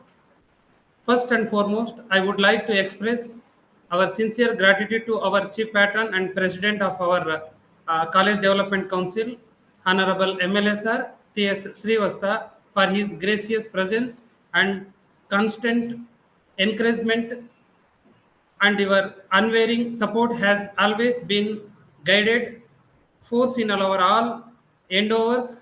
Thank you, sir, for taking time to of your busy schedule to be with us today. I extend heartfelt thanks to Professor Shobha Madam, Director, Department of Collegiate Education, Bangalore, for her encouraging words and continued support in all our academic pursuits. Thank you, Madam, for gracious this occasion. Our special thanks to Professor Chandrasekhar B., Joint Director, Department of Collegiate Education, Mysore, for being a part of today's conference and for his inspiring presence. We are all grateful for your commitment and motivation, sir. We are deeply thankful to our respected principal, Professor Maya Devi Madam, whose leadership, planning, and continuous support have been the backbone of this conference. Madam, your guidance and encouragement have made this event possible. Thank you very much. Our sincere appreciation goes to our keynote speaker, Professor K. Sivachitappa, Honorable Vice Chancellor, Mandya University, Mandya, for delivering an enlightening and thought-provoking address. We are truly honored to have had you with us, sir. We are also grateful to Professor J. Somsekhar, Director, Dr. B.R. Ambedkar Research and Extension Center, University of Mysore, for your valuable insights and contribution to today's session. Thank you, sir. Our heartfelt thanks to our international speaker, Dr. S.K. Cyril, in his absence. Thank you, sir. We thank you, Dr. Krishna Hombard, Professor and Chairperson, Department of Studies in Political Science, University of Mysore, for your thoughtful and enriching presentation. Your support has been greatly appreciated, sir. A special thanks to Dr. S.R. Keshava, Professor and Chairperson, PG Department of Economics, Bangalore University, for being with us for the second time and delivering yet another insightful session. Thank you, sir, for your continued association with our institution. I would also like to thank all our paper presenters, participants, faculty members, colleagues, research scholars, and dear students for their enthusiastic participation and presence, which added great value to this conference. Finally, I extend my sincere thanks to all the members of the organizing committee, technical team, and support staff who worked diligently behind the scene to make this event a grand success. Let us carry forward the inspiring ideas of Dr. B.R. Ambedkar and continue to strive for an inclusive, progressive, and enlightened society. Thank you all once again, and we look forward to another enriched session tomorrow. Thank you, one and all.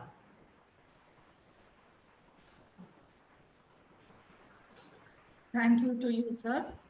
Respected participants, as we conclude the first day of the two-day multidisciplinary international virtual conference on Dr. B.R. Ambedkar, Architect of Modern India, we had the opportunity to listen to some of the great minds speak about various aspects of the work and thoughts of Dr. B.R. Ambedkar, a visionary whose life and work continue to inspire us.